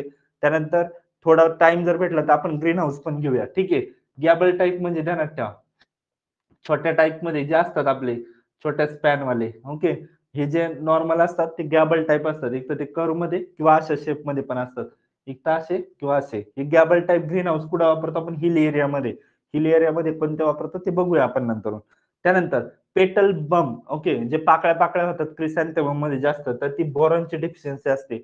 आणि आपण आतापर्यंत बघत आलोय फ्लॉवरच्या रिलेटेड जर एखादी कोणती डिफिशियन्सी असेल तर ती जास्त करून बोरॉनच्या रिलेटेड असते फ्लॉवरची. ओके, त्यानंतर पुढचं, लागवडीनंतर 3 ते 4 महिन्यांनी, प्रश्न विचारून झालाय प्रिव्हियस इयर पुस्तकाला. लागवडीनंतर 3 ते 4 महिन्यांनी फुले काढणीस येतात, आणि हे 15 ते 20 टन फुले मिळतात. किती, 15 ते 20 टन. ओके, 3 ते 4 महिन्यांनी फुलं काढा येणार, 15 ते 20 टन फुले मिळणार. इथपर्यंत क्लिअर आहे का, सांगा एकदा. तुम्हाला समजलंय का इथपर्यंत, की स्लो करू, सगळं सांगा एकदा.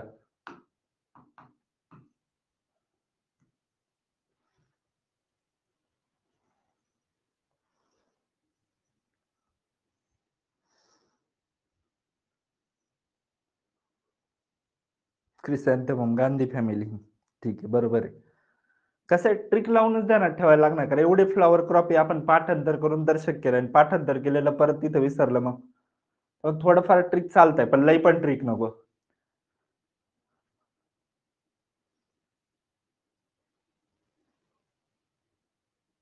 समजतंय ना. चला नेक्स्ट. तर बघा, शेवंतीमध्ये सगळ्यात महत्वाचं आपण सायंटिफिक नेम बघितलं होतं, डॅन्ड्रेथेमा ग्रँडिफ्लोरा. ओरिजिन याचं चायना आहे. त्यानंतर गुलदवडी, ऑटमन क्वीन किंवा ग्लोरी ऑफ ईस्ट म्हटलं जातं याला. नॅशनल फ्लॉवर आहे जपानचं.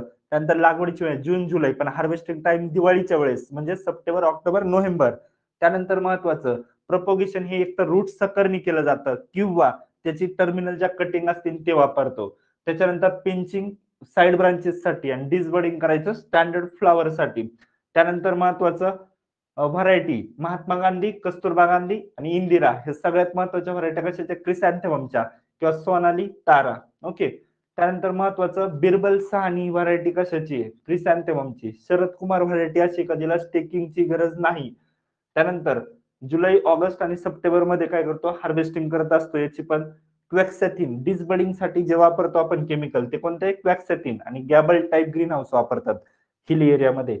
आणि जी पेटल बम डेफिशियन्सी ओके किंवा जी डिसऑर्डर आहे तर ती बोरॉनच्या डेफिशियन्सीमुळे बघायला भेटते. 3 ते 4 महिन्यांनी फुलं तोडायला येतात आणि जवळपास 15 ते 20 टन एवढी फुलं मिळतात. आता झेंडू. झेंडूमध्ये शेंडे फुलण्याची प्रक्रिया लागवडीनंतर किती दिवसांनी करतात? कृषी प्रिव्हियस इयर क्वेश्चन सांगा एकदा. 40, 10, 15, 20. मारीगोल्ड. ओके, मारीगोल्ड मध्ये जी काय आपण पिंचिंग प्रोसेस आहे तर ती किती दिवसांनी करतो?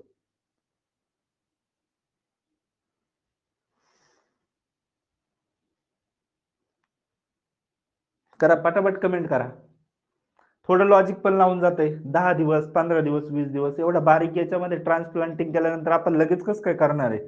त्यामुळं थोडा एक किंवा सव्वा महिन्याचं आपल्या शेतीतलं जर येत नसेल ना तर शेतीत आपल्याकडे जे क्रॉप करत असतात त्या इमॅजिनेशनवर थोडंफार उत्तर देत चला. पण न देण्यापेक्षा किंवा मला जमणार नाही हे न बघण्यापेक्षा आपलं ट्राय केलेलं काय हरकत आहे. त्यामुळे ध्यानात ठेवा 40 दिवस 1 ते सव्वा महिना मग 40 दिवसांनी आपण शेंडे फोडण्याची प्रक्रिया करतो. मग आता मारीगोल्ड झेंडू बद्दल कॉमन नेम काय? रोज ऑफ इंडिज. त्यानंतर फॅमिली कंपोझिटी. ध्यानात ठेवा कंपोझिटी मारीगोल्डची कंपोझिटी फॅमिली याच्यावरच चुकलं नाही पाहिजे कारण हे आपलं क्रॉप आहे कॉमन क्रॉप आपल्याकडे सगळी बघायला भेटतं. आणि जर प्रश्न आलाच तर आलेला आहे जवळपास म्हणजे शेंडे फोडण्याची प्रक्रिया हा प्रश्न प्रिव्हियस इयरचाच आहे. त्यानंतर हे दोन नेम सगळ्यात महत्वाचे जे ऍग्री एमपीएससी ला विचारून झाले आणि आयबीपीएस ला पण आलेलं वाटतं. तर सांगा आफ्रिकन व्हरायटी जे आहेत ओके आफ्रिकन जो मारीगोल्ड आहे त्याचं सायंटिफिक नेम आहे टॅगेट्स इरेक्टा. मग इरेक्टा कसं आता आफ्रिकडचे जे लोक असतात ते सगळे उंच असतात बरोबर आहे. किलिप ऑल बघितला असाल तुम्ही रील स्टार ओके तर तो टार्गेट्स इरेक्टा ओके म्हणजे जेवढे काही लोक आहे आफ्रिकेतले ते उंच असतात इरेक्ट असतात. आणि दुसरे फ्रेंच काय आहे टॅगेट्स पॅच्युला ओके किंवा पॅटुला.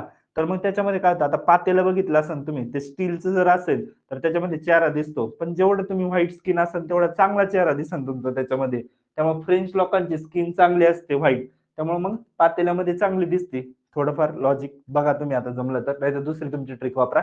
आफ्रिकेकडचे लोक उंच असतात त्यामुळे त्याचं सायंटिफिक नेम आहे टॅगेट्स इरेक्टा. आणि फ्रेंच जे काही मारीगोल्ड असतो झेंडू असतो त्याचं सायंटिफिक नेम काय टॅगेट्स पॅटुला.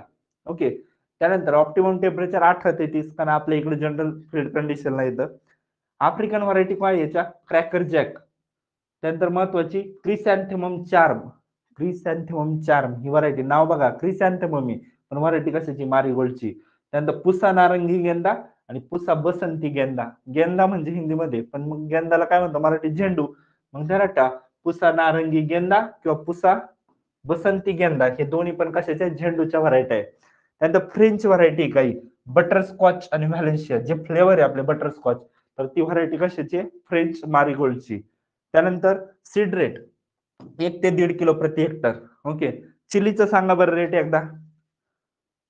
मारीगोल्डच्या पाकळ्या किंवा जे सीड बघितलं असेल तुम्ही खूप हलका असतं ओके त्यामुळे त्याचा सीड रेट पण कमी लागतो 1 ते 1.5 किलोच लागतो फक्त. चिलीचं सांगा. भेटेल भेटेल ऍडमिट कार्ड आजच्या दिवस यायला पाहिजे किंवा उद्या दुपारपर्यंत येईल 5 वाजेपर्यंत ठीक आहे. कन्फर्म नाही सांगता यायचं.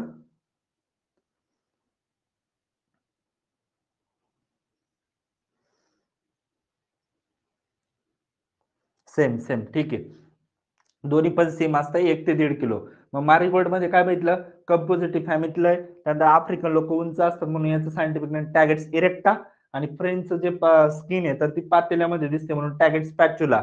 त्यानंतर क्रिसॅन्थेमम जॅक असेल चार्म असेल किंवा मग पुसा नारंगी गेंदा पुसा बसंती गेंदा हे झेंडूच्या व्हरायटी आहे. आणि सीड रेट हा 1 ते 1.5 किलो प्रति हेक्टर.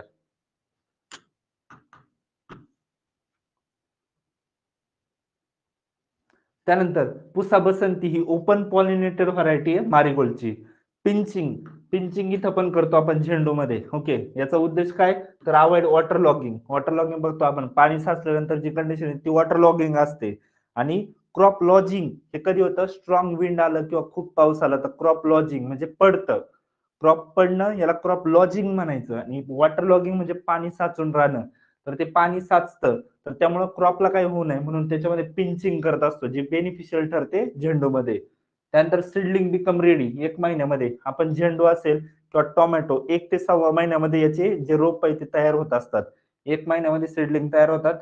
10 ते 12,000 किलो म्हणजेच 10 ते 12 टन एवढी सुट्टी फुलं मिळतात त्याच्यापासून. पर हेक्टर किती? 10 ते 12 टन. ओके, 10 ते 12 टन. 50 ते 60 दिवसांनी हार्वेस्टिंग येते. 2 महिन्यामध्ये झेंडू काढणीला येतो किंवा हार्वेस्टिंगला येतो. अर्का हनी, आता मधामध्ये बघितलं तुम्ही ऑरेंज आणि येलो कलर दोन्ही मिक्स असतात, त्यामुळे डबल कलर आहे. अर्का हनी ही डबल कलर आहे. अग्नी, आता अग्नी जी आपल्या आग लावतो आपण, तर त्याच्यामध्ये जर फोटो काढला तुम्ही तर ऑरेंज कलरचा येतो जवळपास. अर्का अग्नी ऑरेंज कलर. ठीक आहे, इथपर्यंतच. अर्का हनी असेल, अर्का अग्नी असेल तर ह्या व्हरायटी मारीगोल्डच्या आहे, किंवा पुसा बसंती असेल. आणि 10 ते 12 टन एवढं उत्पादन मिळतं आणि 50 ते 60 दिवसात हार्वेस्टिंगला येतं.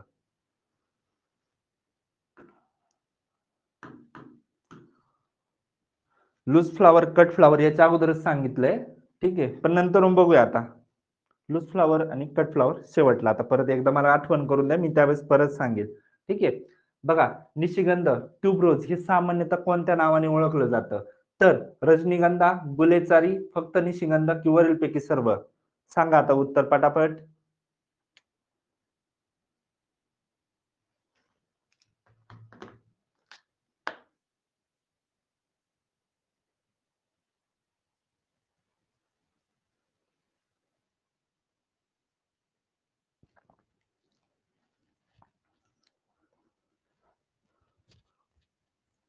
81 जण लाईव्ह आहे आणि उत्तर फक्त 5-6 जण देत आहेत. सगळेजण उत्तर देत चला.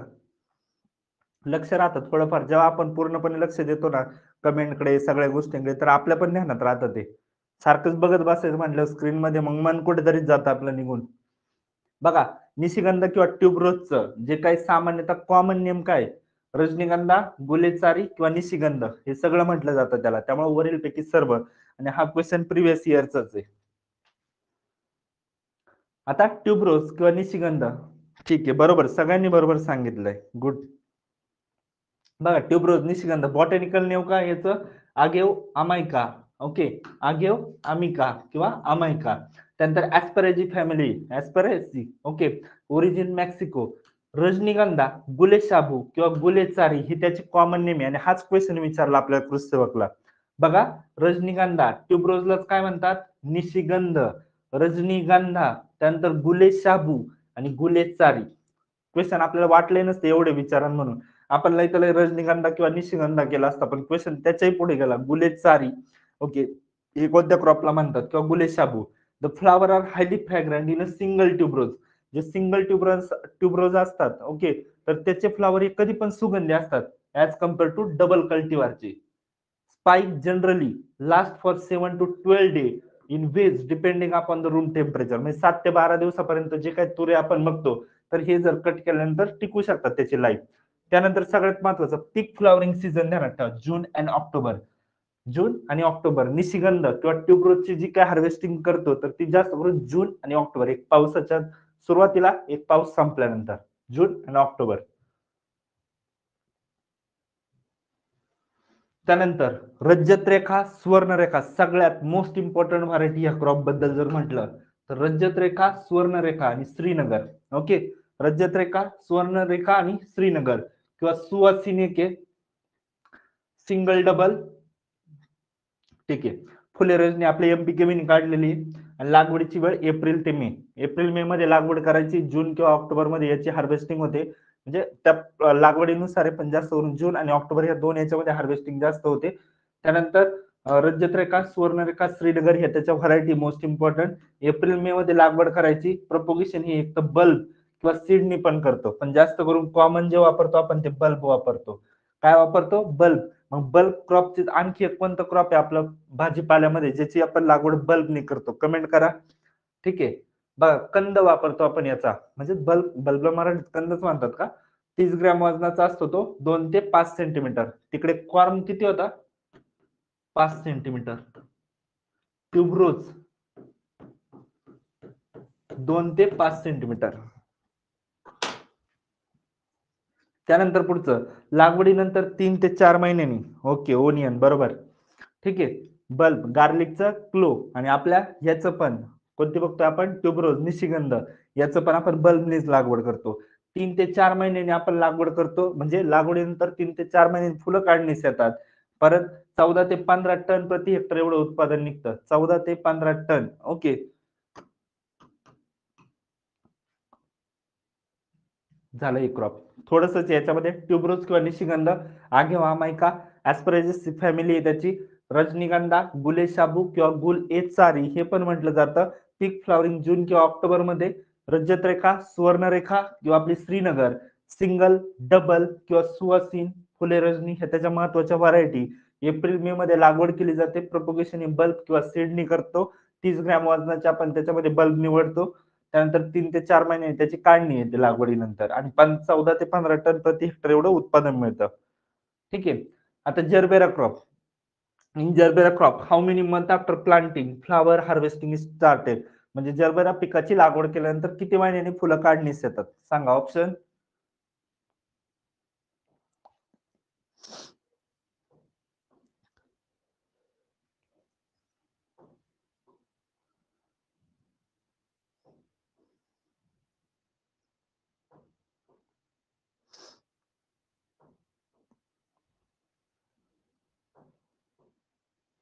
पटापट ऑप्शन टाइप करा.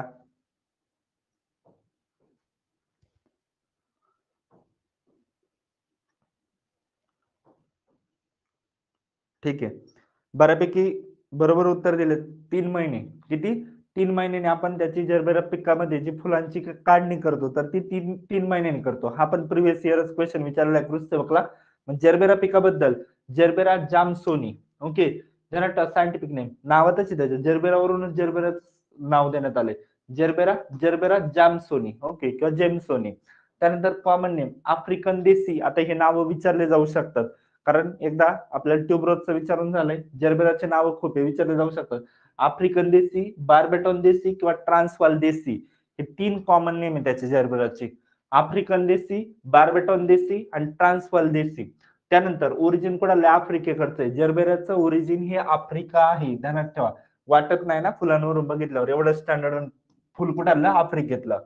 पण पीएच 5.5 ते 6. ओके. इम्पॉर्टंट क्रॉप असल्यामुळे पीएच पण ध्यानात ठेवा. लागवडीचा हंगाम जुलै ते ऑगस्ट. जुलै ते ऑगस्ट. याच्यामध्ये डायबो, त्यानंतर स्नोफ्लेक, थेलेसा किंवा दाल्मा, विंटर क्वीन व्हरायटी आहे, जाफा एक आहे, सनवे आणि झिंगारो. ओके. थेलेसा, दाल्मा, त्याच्यानंतर सनवे, झिंगारो, डायबो या सगळ्या व्हरायटी किंवा स्नोफ्लेक असेल ही जरबेराची व्हरायटी. लागवडीनंतर 3 महिन्यांनी फुले काढणीस येतात. किती? 3 महिन्यांनी. सगळ्यात महत्वाचं आपल्यासाठी 3 महिन्यांनी फुलं काढणीस येतात आणि 1.5 ते 2 महिने काढणी चालू राहते. ठीक आहे. आणि प्रति चौरस मीटर मध्ये 200 ते 250 फुलं मिळतात. 200 ते 250. जरबेरा फुल सगळ्यांनी बघितलं असेल. तर त्या जरबेरा फुलाची अभिवृद्धी 3 प्रकारे करतो. प्रपोगेशन कसं करायचं? पहिलं सीड पासून, बियांपासून किंवा सीड पासून करतो, ज्याच्यामध्ये स्थानिक जातींसाठी वापरलं जातं. जे जरबेरा नॉर्मल लोकल जाती आहे तर त्यांच्यासाठी आपण सीड पासून वापरतो. दुसरा आहे तो बगल किंवा फुटवे किंवा सकर्स, म्हणजे त्या जरबेराच्या क्रॉपच्या शेजारी जे काही सकर्स किंवा फुटवे निघत असतात. ओके. तर ते क्रॉपचे आपण काय करतो? तर ते काढून दुसरीकडे लागवड करतो, म्हणजे सकर्स. सकर्स किंवा फुटवे याच्यापासून पण लागवड करतो. ही सुटसुटीत पद्धतीने सर्वत्र वापरतो, कारण आपल्याला टिश्यू कल्चर जे आहे तर ते सगळ्यांनाच परवडण्याचं नाहीये. ओके. हायटेक फार्मिंग केली, बजेट चांगला असेल त्यावेळेस टिश्यू कल्चर वापरतो आपण. पण बघा, स्थानिक जातींसाठी सीड पासून वापरायचं. त्याच्यानंतर एक कॉमन पद्धत जी आहे तर ती काय? एक तर फुटवे किंवा सकर्स. आणि टिश्यू कल्चर जी आहे तर ही खर्चिक आहे, परंतु एकाच वेळी 1000 रोपं तयार करता येतात. असाही प्रश्न येऊ शकतो की एकाच वेळी 1000 रोपं तयार करण्यासाठी कोणती पद्धत खालीलपैकी सोयीस्कर आहे? तर त्यावेळेस ध्यानात ठेवायचं सगळ्यात महत्वाचं टिश्यू कल्चर. सगळ्यात जास्त रोपं तयार करू शकतो टिश्यू कल्चर मध्ये. आणि टिश्यू कल्चर मध्ये आपण मेन पोर्शन जो आहे तो टॉपच्या सेल मधला घेत असतो. म्हणजे टॉपचा जो काही शेंडाचा भाग असेल ते त्याला स्टेम किंवा लिप मधला आपण काय करतो? सेल घेतो आणि मग ती मीडिया ग्रो करून ते प्लांट पुढे तयार करत असतो. टिश्यू कल्चर ध्यानात ठेवा. जरबेराची लागवड जून ते जुलै महिन्यात करणं फायद्याचं ठरेल. जुलै ऑगस्ट बघितलं, पण जर फायदेशीर पाहिजे तर ते कधी? जून जुलै मध्ये फायदेशीर ठरतं आणि मर कमी होते. जो विल्टिंगचा प्रॉब्लेम आहे तर तो कमी होतो जून जुलै मध्ये लागवड केल्यानंतर. 2 वर्षासाठी जर घ्यायचं असेल ना तुम्हाला जरबेरा पीक, तर मार्च एप्रिल मध्ये करायचं. का मार्च एप्रिल मध्ये? कारण या मार्च एप्रिल मध्ये जर लावलं तर पुढच्या मार्च एप्रिल आणि त्याच्या पुढचा मार्च एप्रिल मध्ये पाण्याचा तुटवडा असेल तर पुढचा दुष्काळ किंवा पुढचा जो उन्हाळा आहे तो सहनच करावा लागणार नाही. त्यामुळे मग मार्च एप्रिलच्या शेवटला लावलं का एकच उन्हाळ्याला आपल्याला जास्तीत जास्त पुरा फेस करावा लागणार आहे. ठीक आहे.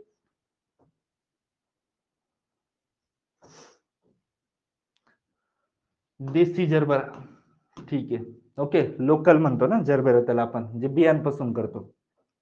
त्यानंतर हरितगृहात लागवड केल्यानंतर 9 ते 14 आठवड्यांनी फुलोऱ्यास सुरुवात होते. एक तर आठवडे विचारतात किंवा मग आपल्याला मंथ विचारतात. 3 महिने किंवा 9 ते 14 आठवडे. त्यानंतर सर्वसाधारणपणे कार्बन डायऑक्साईडचं प्रमाण 700 पीपीएम प्रमाणात नियंत्रित करावं. ओके.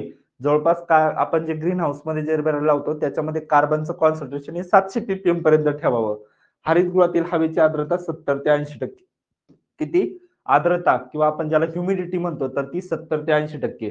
कार्बन डायऑक्साईड पीपीएम मध्ये असतो 700 पीपीएम आणि हरितगृहातल्या हवेची जी आर्द्रता आहे तर ती 70 ते 80%.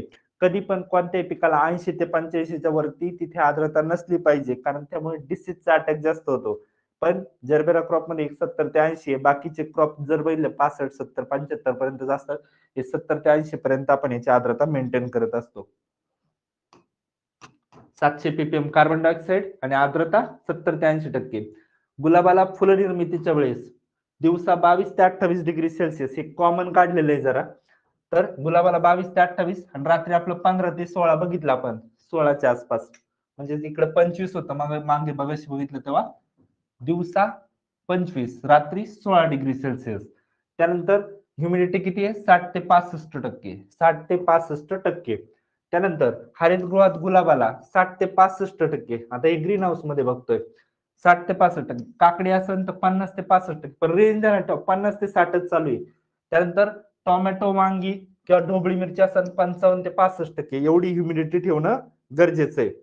त्यानंतर पुढचं, पिकाच्या चांगल्या वाढीसाठी दिवसा 60% तर रात्री 85% आर्द्रता, कारण रात्रीची ह्युमिडिटी वाढते कधी पण, कारण दिवसा टेम्परेचर असल्यामुळे ह्युमिडिटी कमी असते, ती रात्री वाढते. दिवसा 60%, रात्री 85%. आणि हरितगृहामध्ये 1000 प्रति दशलक्ष म्हणजेच पीपीएम, 1000 पीपीएम.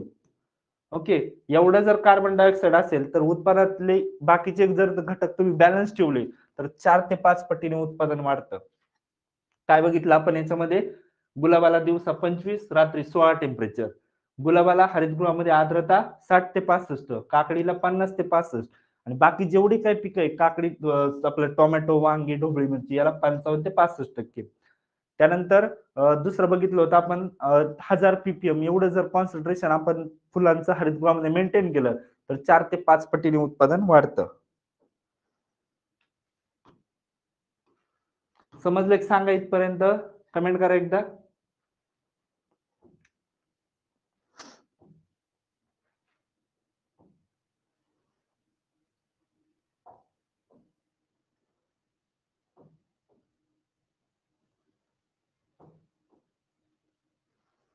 परत घ्यायचं असेल, कुणाला एखादा पॉईंट समजला नसेल तर सांगत चला तसं, ठीक आहे. आणि जर एकदा रिव्हिजन करून घ्या, ज्यांनी काहीच बघितलेलं नाही आतापर्यंत पण त्यांना वाटले की मला याच्यातून समजतंय थोडंफार, तर त्यांनी परत डबल बघून घ्या. ठीक आहे. ओके, चला नेक्स्ट. काही स्क्रीनशॉट महत्वाचा काढून घ्यायचा असेल तर त्यावेळेस सांगत चला, किंवा मग आता हा इम्पॉर्टंट आहे जरा, एवढा एक स्क्रीनशॉट ठेवा तुमच्याकडे. बघा आता मागच्या प्रिव्हियस इयर मध्ये जर बघितलं, जॅस्मिनम ऑरिक्युलेटम याला कॉमन नेम काय, व्यवहारामध्ये कोणत्या नावाने ओळखलं जातं? जॅस्मिनम ऑरिक्युलेटम. सांगा मग, जॅस्मिनम ऑरिक्युलेटम ही कुणाचं नाव आहे? मोगरा, कुंद, चमेली किंवा जुई? आता चमेली, जुई, मोगराला तर इंग्लिश मध्ये पण मोगराला जुईला तर इंग्लिश मध्ये तेच सेम म्हणतात. त्यामुळे सांगा एकदा.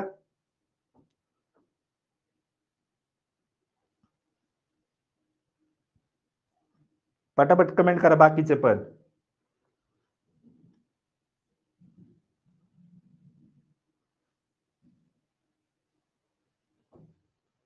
4 बरोबर आहे, ठीक आहे.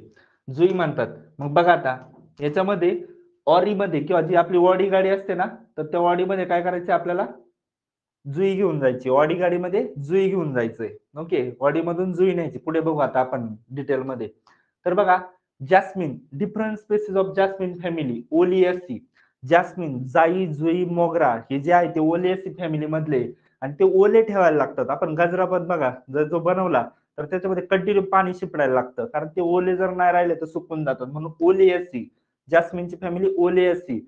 जॅस्मिनम सांबॅक. ओके, आतापर्यंत 3 क्वेश्चन विचारलेत आणि तिन्ही पण फक्त सायंटिफिक नेम दिलाय आणि त्याला कॉमन नेम काय म्हणतात एवढंच प्रश्न विचारलेला आहे. त्यामुळे हेच क्लिअर करा, कारण एवढंच वरच्यावर क्वेश्चन हाच तयार होतो याच्यावरती तिघांवरती. अरेबियन जास्मिन म्हणतात, टुस्कन जास्मिन म्हणतात, किंवा बेला पण म्हणतात, किंवा मॅलिजी किंवा मोगरा. सगळ्यात महत्वाचं सांबा. आता हा सांबा बघा इकडं. ओके, याची पण तुरा कसं आहे, व्हाईट व्हाईट कलरचा, कारण त्याला मोगरा आवडत होता म्हणून त्याने मोगऱ्याचा कलर ते लावला. सांबाला काय आवडतंय, मोगरा. ध्यानात ठेवा, थोडंफार ध्यानात ठेवा.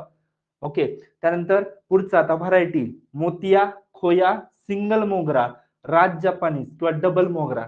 सिंगल मोगरा, डबल मोगरा ध्यानातच राहील, कारण त्या मोगरा नावच मोगरा आहे, मोगऱ्याच्या व्हरायटी मोगऱ्यामध्ये. किंवा मोतिया, सगळ्यात महत्वाची मोतिया आणि मोहरा.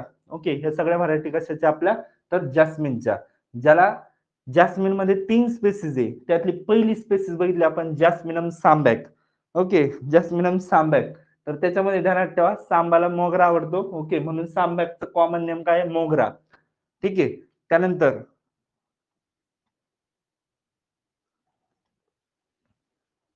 आवडली ना ट्रिक, लाईक नक्की करा. ठीक आहे, जॅस्मिनम ग्रँडिफ्लोरम, कॉमन नेम काय, चमेली. आता जे काय फ्लोर असतो आपला, ओके, घरातला असेल किंवा परिसरातला, बाहेरचा आपला अंगणातला परिसर असेल, तर तिथं काय करायचं आपण, चमेली पसरवतो. Okay, ground floor. ध्यानात ठेवा, फ्लोर वरती काय करायचं, चमेली पसरवायची. थोडंफार ट्रिकने ध्यानात ठेवा. आता ओके, माझी एखादी ट्रिक बाकवास वाटली तर काय त्याला पर्याय नाही, एक तर तुम्ही ट्रिक लावा, नाही तर मी जी काय ट्रिक सांगतो, पण ध्यानात ठेवा. तर ध्यानात ठेवा, जॅस्मिनम ग्रँडिफ्लोरम, कॉमन नेम चमेली. ओके, सॅमबॅकचं काय होतं, मोगरा. त्यानंतर ग्रँड फ्लोर, फ्लोर वरती काय पसरवायचं, चमेली. आणि पुढचं जॅस्मिनम ऑरिक्युलेटम. हा पण प्रश्न, तिन्ही प्रश्न विचारून गेलेले. ऑरिक्युलेटम, जुई. ओके, ऑडी मधून काय न्यायची, जुईची फुलं न्यायची. त्यानंतर व्हरायटी काय, कोवन मुलाई किंवा medium point, short point, large point, long round. पण सगळ्यात महत्वाचं C1 मुलाई किंवा CO2 मुलाई. ठीक आहे, व्हरायटी एवढं विचारणार नाही किंवा ध्यानातही राहायचं नाही आपल्याला. मॅक्झिमम रिकव्हरी जी ऑइलची आहे, तर ती ह्या ऑडी. ओके, ऑडी मधून जुईची फुलं निघल्यामुळे त्याची जी रिकव्हरी ती ऑइलची जास्त निघते. ओके, ऑरिक्युलेटम. ऑरिक्युलेटम म्हणजे जुई, कारण ऑडी मधून जुई नेतो आणि जुई मधून आपल्याला काय भेटतं, सगळ्यात जास्त ऑइल. प्रश्न हा विचारला जाऊ शकतो, खालीलपैकी कोणत्या फुलापासून सगळ्यात जास्त ऑइल भेटतं, सुगंधी जे आपण ऑइल काढत असतो, तर ते ऑरिक्युलेटम म्हणजे जुईपासून भेटत असते.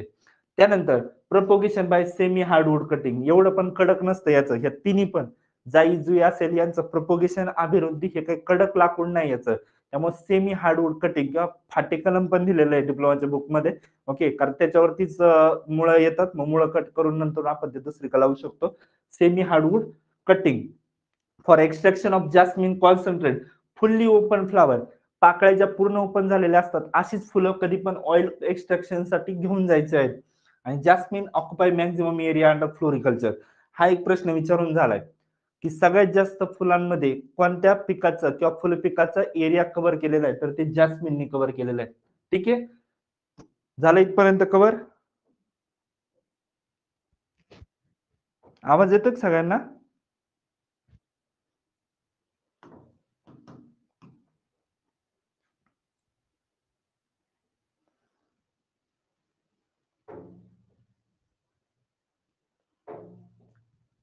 ठीक आहे, झालं इथपर्यंत क्लिअर. Jasmine, jasmine सांबॅक. आपल्या सांबाला काय आवडतोय, मोगरा. त्यानंतर ग्रँडी फ्लोर, फ्लोरम मध्ये फ्लोर वरती काय पसरवायचं, पृष्ठभागावरती आपल्या खाली जमिनीवरती चमेलीची फुलं. आणि ऑडी मधून जुई घेऊन जायची, कारण त्याच्यामध्ये मॅक्झिमम रिकव्हरी ऑफ ऑइल होत असते. आणि फुल्ली ओपन, की जे आपल्याला पाकळ्या गरजेच्या असतात. सेमी हार्डवुड कटिंग सगळ्यात महत्वाचं, किंवा आपण डायरेक्ट स्टेम कटिंग करून पण लावू शकतो त्याचं. ठीक आहे, एक पार्ट आपला कव्हर झालाय फ्लॉवर क्रॉपचा. आता महत्वाच्या 2 योजना, फळबाग लागवड आणि विकास योजना. पुढच्या जे काय अर्धा पाऊण तासामध्ये आपण मेन सगळ्या कव्हर करून टाकणार आहे. इथपर्यंत हा पार्ट समजला की सगळ्यांनी सांगा एकदा, सगळेच कमेंट करा आता.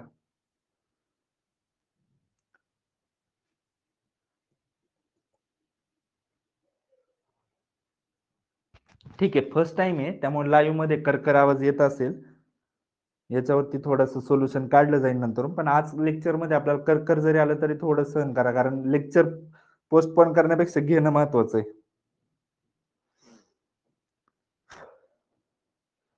रिव्हिजन कशी करायची काय ते शेवट सांगतो मी तुम्हाला. ठीक आहे. ही सगळी तुम्ही ना मला प्रश्न नंतरून विचारा.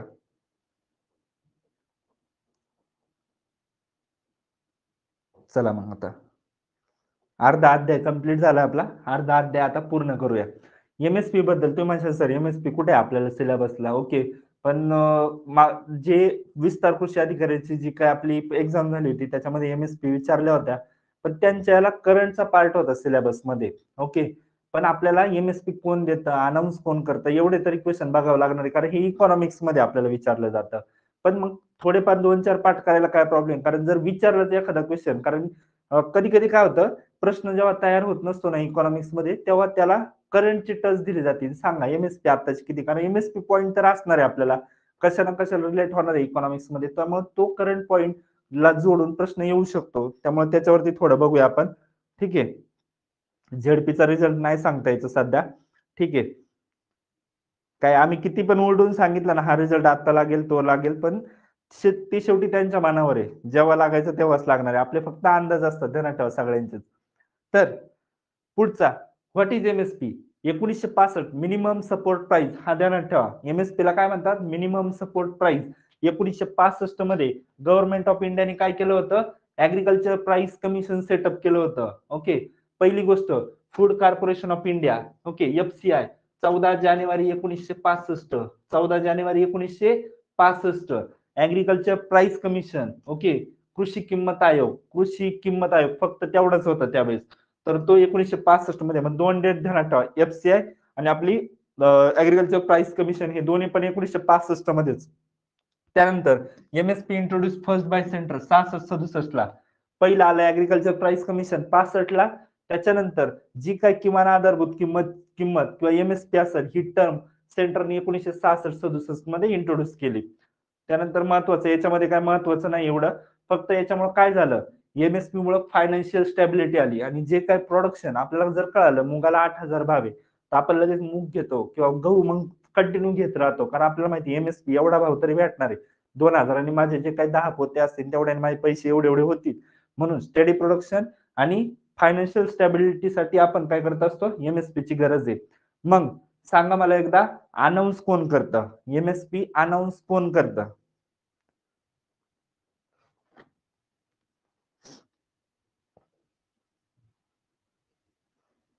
बरोबर आहे एल के झा committee agriculture price commission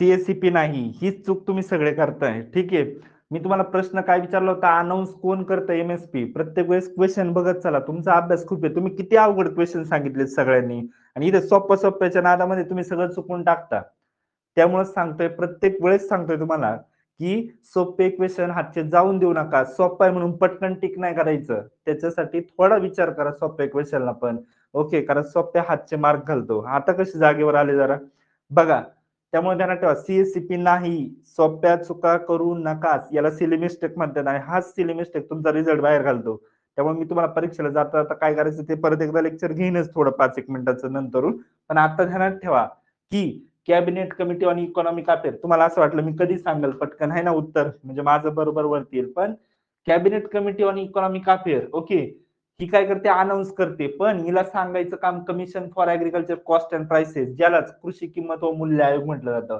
commission for agriculture cost and prices कृषी किंमत व मूल्य आयोग ओके हा काय करतो तर तो शिफारस करतो किंवा रिकमेंड करायचं काम करत असतो रिकमेंडेशन कोण करतं सीएससीपी पण याला अनाउन्स करायचं काम एमएसपी कोण करतं गव्हर्नमेंट पण गव्हर्नमेंटमध्ये पण कोण कॅबिनेट कमिटी जी असते इकॉनॉमिक अफेअर आर्थिक घडामोडींच्या रिलेटेड जी काही निर्णय घेणारी कमिटी असते ती अनाउन्स करते आता क्लिअर इथे चुकणार नाही ठीक आहे cabinet committee on economic affair announce करते आणि commission for agriculture cost and prices काय करतं रिकमेंडेशन करतं सीएससीपी ची स्थापना तुम्ही सगळ्यांनी सांगितलं 1985 1985 ओके 1965 ला काय बघितलं आपण ऍग्रीकल्चर प्राइस कमिशन 1985 ला त्याचं नाव बदलून आपण commission for agriculture cost and prices केलं म्हणजे सीएससीपी केलं 65 ला ऍग्रीकल्चर प्राइस कमिशन 85 ला सीएसीपी. ओके, मग आता बघा एमएसपी कधी जाहीर केली जाते? कधी पण कोणताही क्रॉप लागवड करायच्या अगोदर, पेरणीच्या अगोदर किंवा लागवडीच्या अगोदर, म्हणजे जून महिन्यामध्ये जर लागवड करायची तर जूनच्या अगोदर काय केलं जातं, तर एमएसपी डिक्लेअर केली जाते. Before of sowing season. हा खूप सोपा क्वेश्चन झाला, पण विचारला जाऊ शकतो काढणी नंतर की काढणी अगोदर. काढणी अगोदर. Sugar cane pricing policy. MSP बाकी सगळ्या क्रॉपला देतो, ओके, महत्वाच्या, पण शुगर केनला एफआरपी देतो, कारण याच्यामध्ये काय असतं, मॉइश्चर कंटेंट कमी जास्त, नाशवंत माल आहे. त्यामुळे शुगर केन प्राइसिंग पॉलिसीच्या नुसार sugar cane control order, sugar cane control order, कधीची शुगर केन कंट्रोल ऑर्डर? 1966 ची. आणि त्यानुसार जे काय 22 ऑक्टोबर 2009 ला जी पहिली स्टॅट्युटरी मिनिमम प्राइस देत होतो आपण, त्याच्याऐवजी काय करायला लागलो आपण, fair and remunerative price. Okay, म्हणजेच एफआरपी. कशाच्या जागी काय आलं, जी स्टॅट्युटरी मिनिमम प्राइस होती त्याच्या जागी फेअर अँड रेम्युनरेटिव्ह प्राइस आली 2009-10 ला. Okay, FRP. आणि मग सध्या एफआरपी किती? आयबीपीएस नी मागचे 22 ला क्वेश्चन विचारून झाला की सध्या एफआरपी किती आणि ती किती टक्क्याला भेटते. ऍग्री एमपीएससी ला पण क्वेश्चन विचारून झाला, ओके, मागच्याच वर्षी. म्हणजे करंटच्या दोन जर बघितलं तर दोन्ही वेळेस काय आलेलं, एफआरपी किती दिलेली जाहीर केलेली, हा क्वेश्चन येऊन गेलाय. त्यामुळे ध्यानात ठेवा, 315 रुपये प्रति क्विंटल आणि 10.25% शुगर रिकव्हरीला. हा 10% नाही, सगळ्यांना वाटतं 10%लाच असन, कारण पहिलं 10%ला होतं, आता 10.25 ला द्यायला लागले. 315 रुपये 10.25 ला, 315 रुपये 10.25% रिकव्हरीला. बरोबर आहे. उत्पादन खर्च कृषी विद्यापीठ ठरवतात, त्याच्यानंतर ते शिफारस करतात, मग सीएससीपी रिकमेंड करते भारत सरकारला, मग cabinet committee on economic affair काय करतं, अनाऊन्स करतं. ठीक आहे, बघा आता मिनिमम सपोर्ट प्राइस. मग सांगा ह्या चार्ट वरून सगळ्यात जास्त वाढ जर बघितली खरीप मध्ये तर कोणत्या पिकाच्या एमएसपी मध्ये झाली होती? एमएसपी मध्ये जी वाढ झाली तर ती कोणत्या खरीप पिकामध्ये सगळ्यात जास्त झालेली मागच्या वर्षी, म्हणजे ह्याच वर्षी करंटला? 23-24.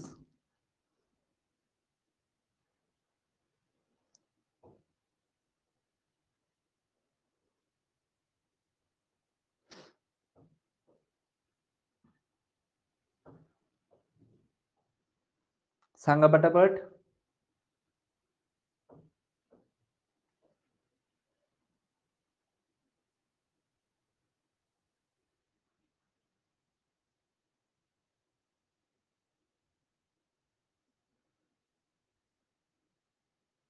बरोबर आहे. तेवढी एक राहिली होती याच्यामध्ये.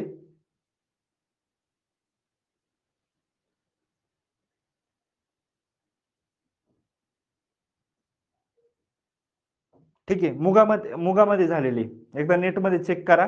ओके, तर ती सगळ्यात जास्त मुगामध्ये झालेली. मुगामध्ये 7,735 वरून किती झाली होती, 10.35%ची वाढ, 8,558. हाईक म्हणजे कसं, मागच्या वर्षीच्या तुलनेत किती वाढलं, जे सगळ्यात जास्त वाढलं ती पिकाची विचारली होती तुम्हाला, तर ती 8,558. तिळाची आहे हायेस्ट, बरोबर आहे, तुम्ही सांगितलेलं तिळाचं हायेस्टच आहे. ओके, तिळाची किती झाली आता सध्या सिसममची? 8,635. ओके, सिसममची 8,635 झालेली आहे. पण वाढ मागच्याच्या तुलनेमध्ये किती झाली किंवा कोणत्या याच्यामध्ये झाली, तर ती मुगामध्ये झाली. 10.35%ची वाढ आहे, 8,558. मुगाची किती आहे एमएसपी? 8,558. आणि सिसममची किती आहे? 8,635. ओके, तर त्यानंतर पुढचं बघा आता, सिसमम 8,635, पण त्याच्यातली हाईक जी झाली ती मागच्या वर्षीपेक्षा वाढ ती कमी झालेली आहे. त्यानंतर ग्राउंडनट 6,377. कॉटनला ध्यानात ठेवा 7,020 आहे, कॉटनला किती आहे? 7,020. ओके, त्यानंतर पुढचा ज्वारीमध्ये मालदांडीला 3,225. सगळ्यात महत्वाचं आपल्यासाठी सोयाबीन. सोयाबीनला किती आता सध्या? 4,600. 4,600 सोयाबीनला, 4,600. जवार माहित पाहिजे का, कारण आता सध्या इंटरनॅशनल इयर ऑफ मिलेट. जवारला 3,225 आणि जर माल हायब्रिड मध्ये बघितलं 3,180. ओके, 3,000च्या रेंज मध्ये आहे, एक तरी ध्यानात राहू द्या किमान. त्यानंतर पुढचं मेजला 2,090. सगळ्यात महत्वाचं बाजरा 2,500. बाजराचं सायंटिफिक नेम पेनिसिटम टायफॉइड किंवा पेनिसिटम अमेरिकॅनम. 2 ते 3 किलो सीड रेट लागतो प्रति हेक्टरी. आणि बाजराचं हे किती आहे आपला एमएसपी? 2,500. तुरीचा 7,000. ओके, तूर किंवा अरर किंवा पिजन पी 7,000, डायरेक्ट करेक्ट 7,000 आहे. त्यानंतर उडदाचा 6,950. ठीक आहे. मेजर मेजर बघितलेत, एवढे पाठ करा. ओके, हा एक मुगाचा 8,558, सिसामचा 8,635, एवढे ध्यानात ठेवा थोडेफार.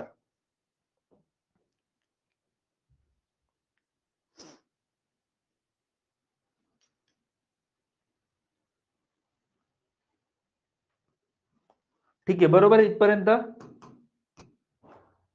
एमएसपी येईल का नाही माहित नाही, पण आपलं करून ठेवणं काम आहे, थोडंफार तरी बघून जाणं, कारण त्याचा करंट रिलेटेड डाटा जर विचारला तर आपल्याला तो यायला पाहिजे. त्यानंतर बघा आता ग्रीन ग्राम राईट आहे, बरोबर आहे, ठीक आहे. हा, मग आता रब्बीमध्ये मसूर, कारण लेंटिल ध्यानात ठेवा, लेंटिल सगळ्यात जास्त हायएस्ट हाईक किंवा मागच्या वर्षीपेक्षा वाढलंय किती, 425 रुपये. दोनच पिकं ध्यानात ठेवायचे. खरीप मध्ये सगळ्यात जास्त पिकात कोणत्या वाढ झाली एमएसपी मध्ये, तर आपल्या ग्रीन ग्राम मुगामध्ये, आणि रब्बीमध्ये लेंटिल किंवा मसुरामध्ये. बीटला किती आता सध्या 2275 रुपये. त्यानंतर बार्लीला 1850, ठीक आहे, नाही ध्यानात राहील तरी चालेल. ग्रामला 5440, ग्राम किंवा हरभऱ्याला 5440, ग्रामचं नाव सिसर ॲरेंटेनम. रेपसीड किंवा मस्टार्ड 5650, रेपसीड किंवा मस्टार्ड मोहरी 5650, आणि आपलं सॅफ्लॉवर कळडई 5800. सगळ्यात महत्वाचे ग्राम आणि महत्वाचा लेंटिल. ओके, कारण ही लेंटिल मध्ये वाढ झालेली आहे. आणि एक व्हीट मध्ये 2275, ग्राम मध्ये आपलं 5440, आणि लेंटिल मध्ये 6425. ओके, इथपर्यंत क्लिअर.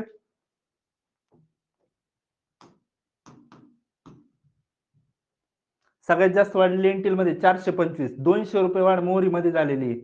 आणि 150 बघा व्हीट आणि कळडई 150 रुपये. व्हीट आणि कळडई 150. आता first KBK was introduce, first KBK,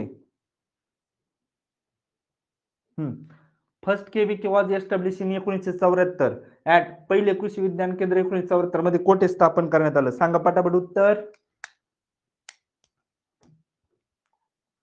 सगळ्यांचं पाठ आहे हे, चुकलं नाही पाहिजे.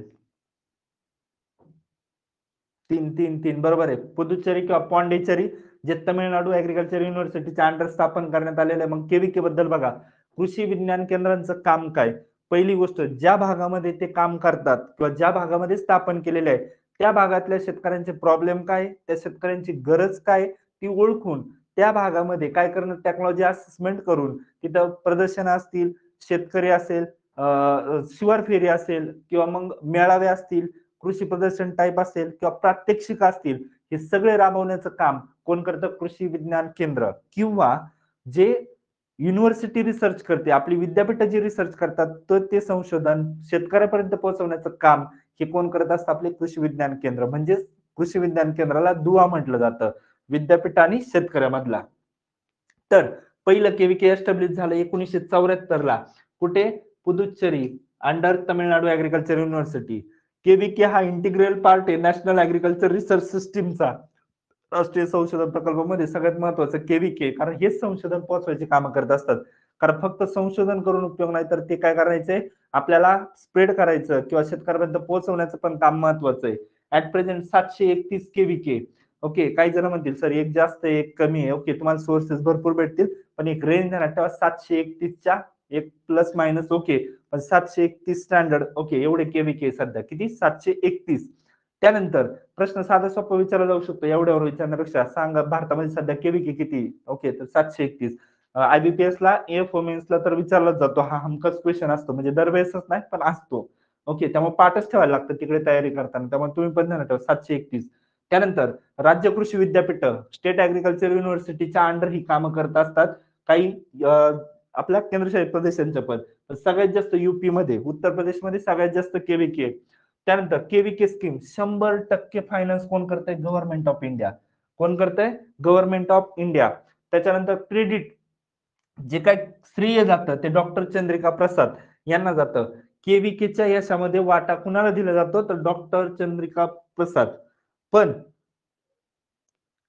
जी काय कमिटी, मोहन सिंग मेहता कमिटी, ती शिफारस करत असते कशासाठी, बेसिक कन्सेप्ट ऑफ केव्हीके. म्हणजे दोन मेन आपल्यासाठी शिफारस कोण करतंय, मोहन सिंग मेहता कमिटी.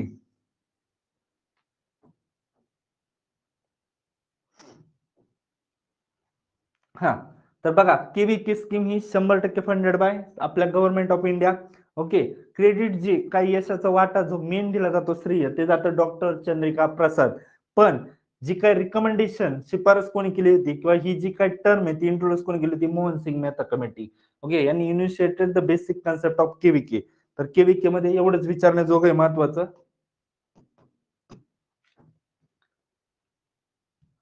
झालं इथपर्यंत कव्हर. कृषी विज्ञान केंद्र 1974 ला पहिलं स्थापन करण्यात आलं.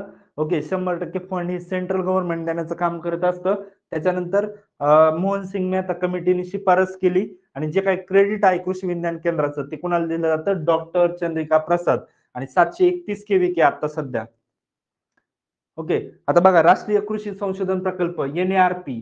Okay, national agriculture research project हा कोणी तयार केला? सांगा उत्तर पटापट. आता इथून पुढचे 4-5 क्वेश्चनचे आन्सर तुम्ही द्यायचे. त्याच्यातच जवळपास national agriculture research project cover होणार, कारण तेवढेच क्वेश्चन आहे त्याच्यावरती.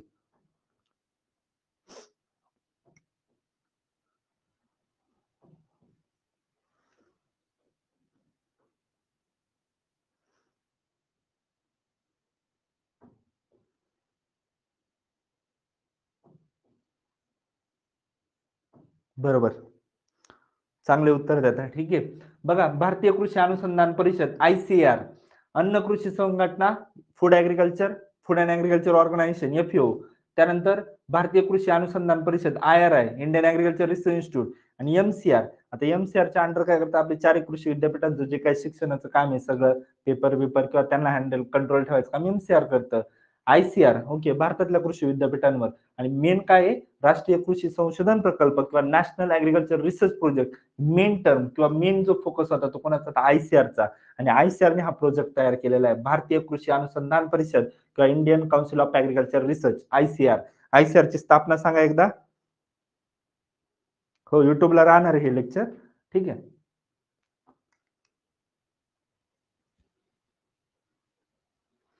सांगा पटकन. ICAR ची स्थापना कधी झाली?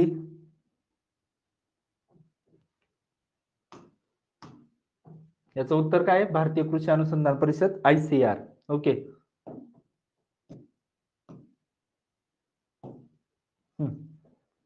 16 जुलै 1929 बरोबर.